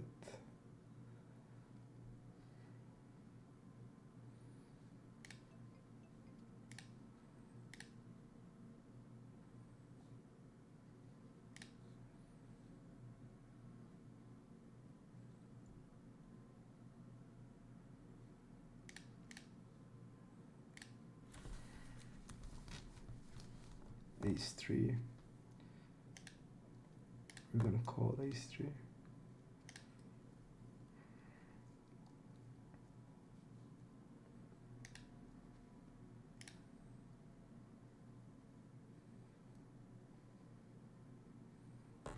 One 3 bet 6-7 suited.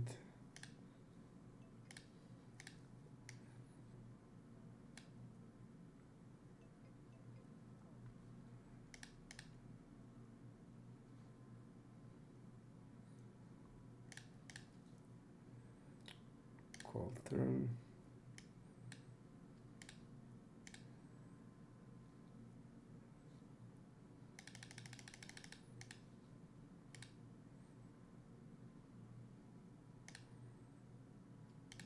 Betting turn. I think we have to bluff here.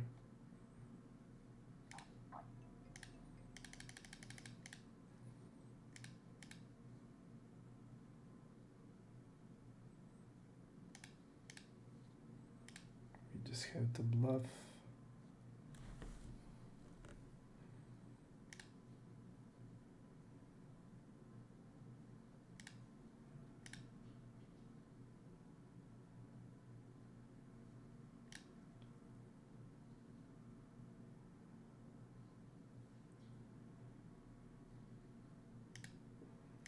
Are we gonna go raise?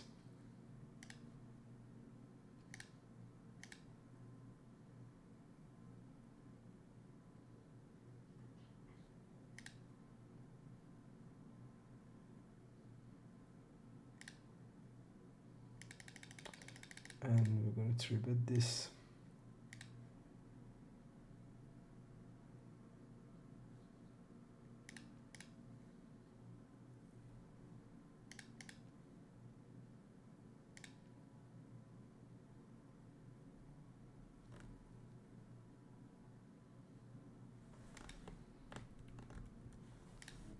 I'm gonna go 4-bet. This guy fold to 4-bet, so 3-bet range is tighter. So he's gonna call 4-bets more, but our hand is clear 4-bet. Most of the time, like 80%.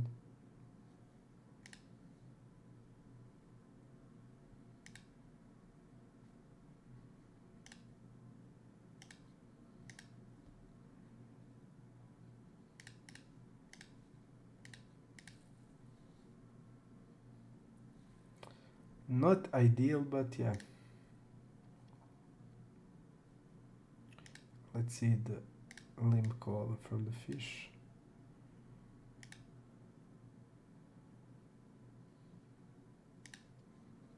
Let's go 1/3 to keep him wide. Folds.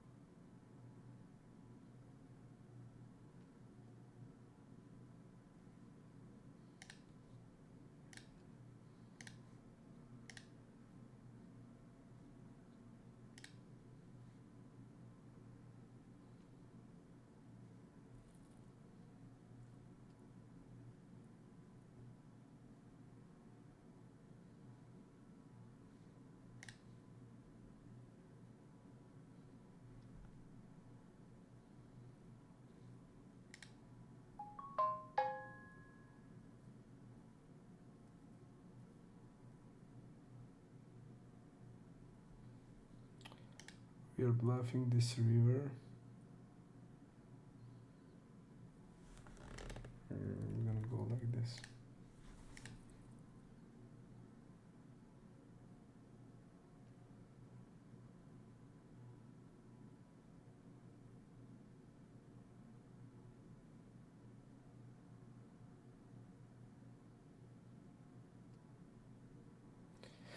And I will go fast. Put my dog back into the house, but we get kings. So we'll play it. I'm gonna go for 4-bet.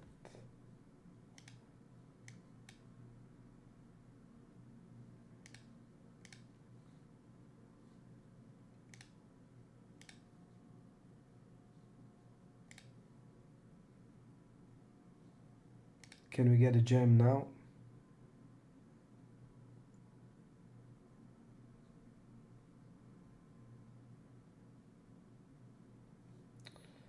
No, but okay. We're gonna bet 1/4. 1/3 is also okay.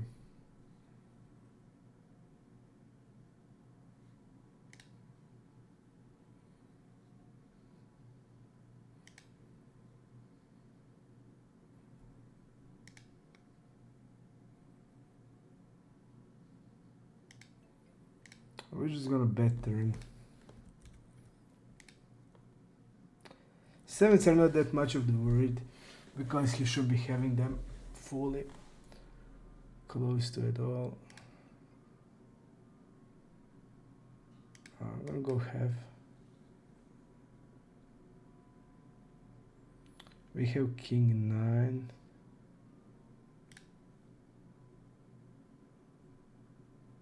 We're gonna have some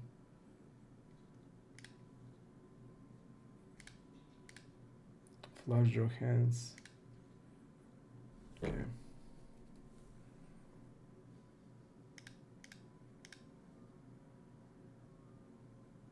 Some king jack, king queen bluffs.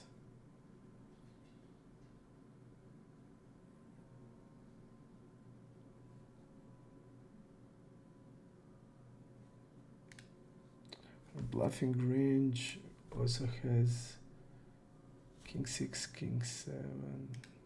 Our range is king 6 suited. Some part of king 6 suited is king 7, king 5.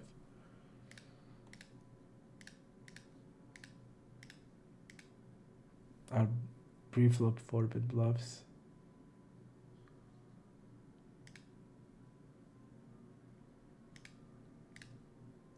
Pre-flop bluffs. From ace-x hand is gonna be ace-jack, ace-jack, king-queen, king-jack, king-queen. So we're gonna bet this like king-jack hands.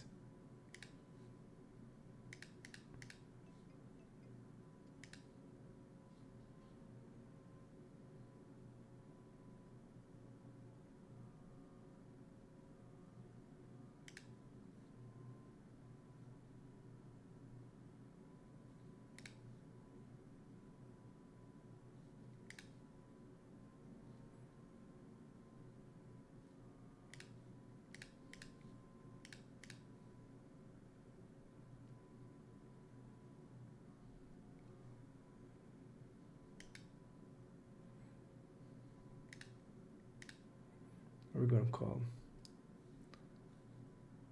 Pretty big ISO versus the ISO, so we're gonna call.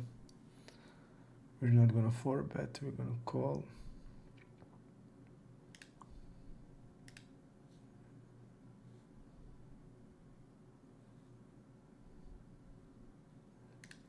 We're gonna call again.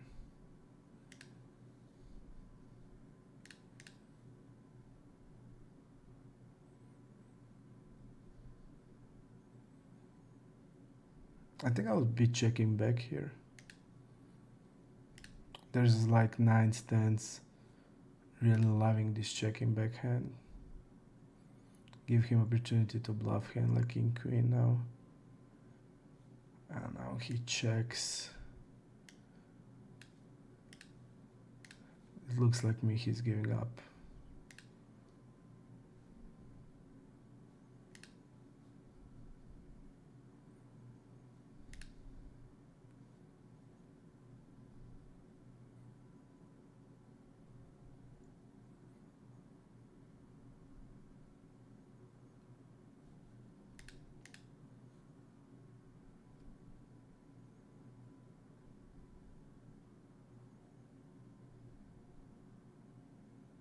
Eight, nine. Okay, we gave him opportunity.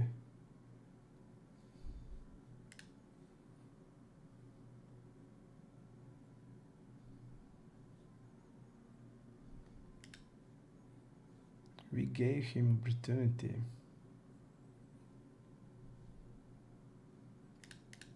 I like only call 3-bet with aces there. I like an overbet on table number 4.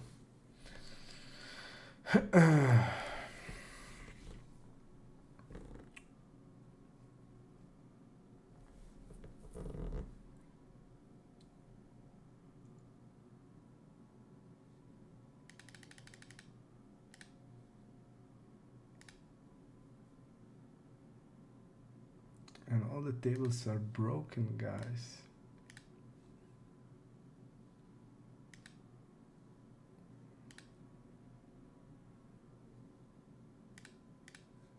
I'm gonna bet.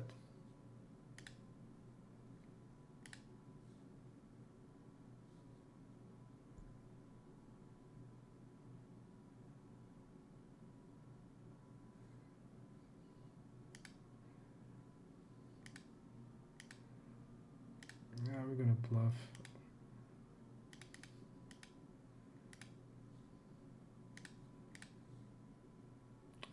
Alright, we have to jam in, guys.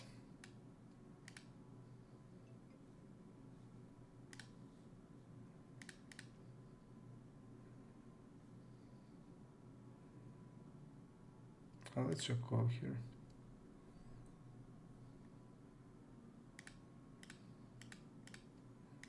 Let's check call. I think it has sense.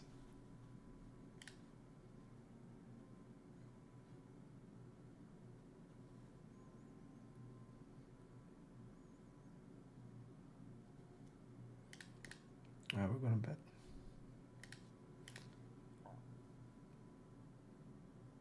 And I'm gonna bet river.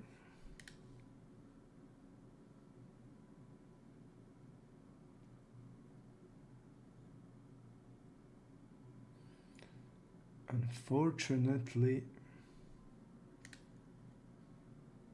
nothing.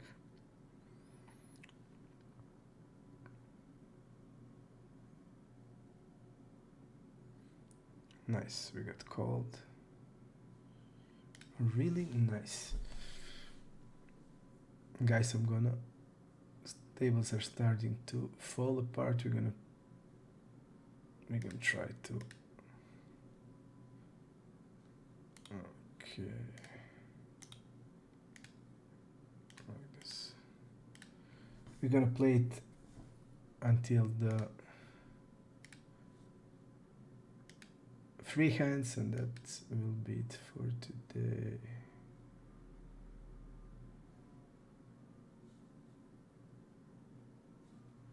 That will be it for today.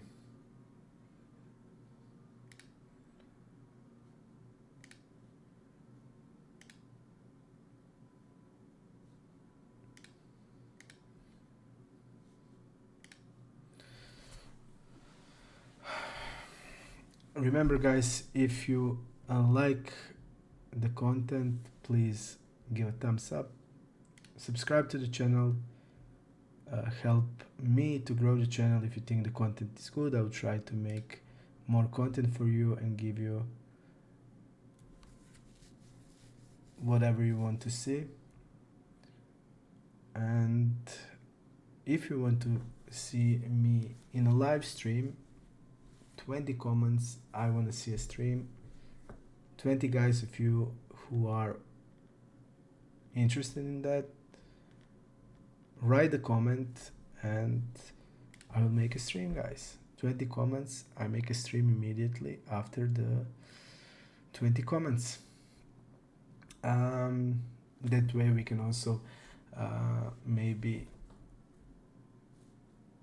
algorithm works in that way. If you comment more, they will then definitely recommend the videos to more people. So if you like it, leave a comment, leave a like, and as I will make more content for you. And also, guys, if you didn't go to my Discord and be a part of Breakthrough Hand to Note Discord, we have over 700 players.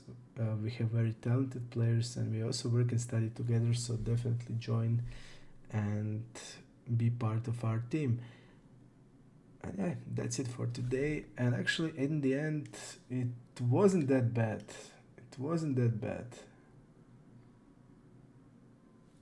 We were almost 5 buy-ins up, but I feel we've been running bad. So yeah, I'm gonna show you. Okay, see, not that bad. We were losing, and then we were up. We were below EV, but still nice. Blue line little there, we were getting into hands. Red line up, so I think it was decent. And yeah, in the end we managed to, from the bad start, recover and finish decent. So maybe, guys, actually upswing is on the way. If it is, definitely be with me, and we will also try to move up and crush everybody who stands on our way. Last hand, guys, thank you for watching and see you soon.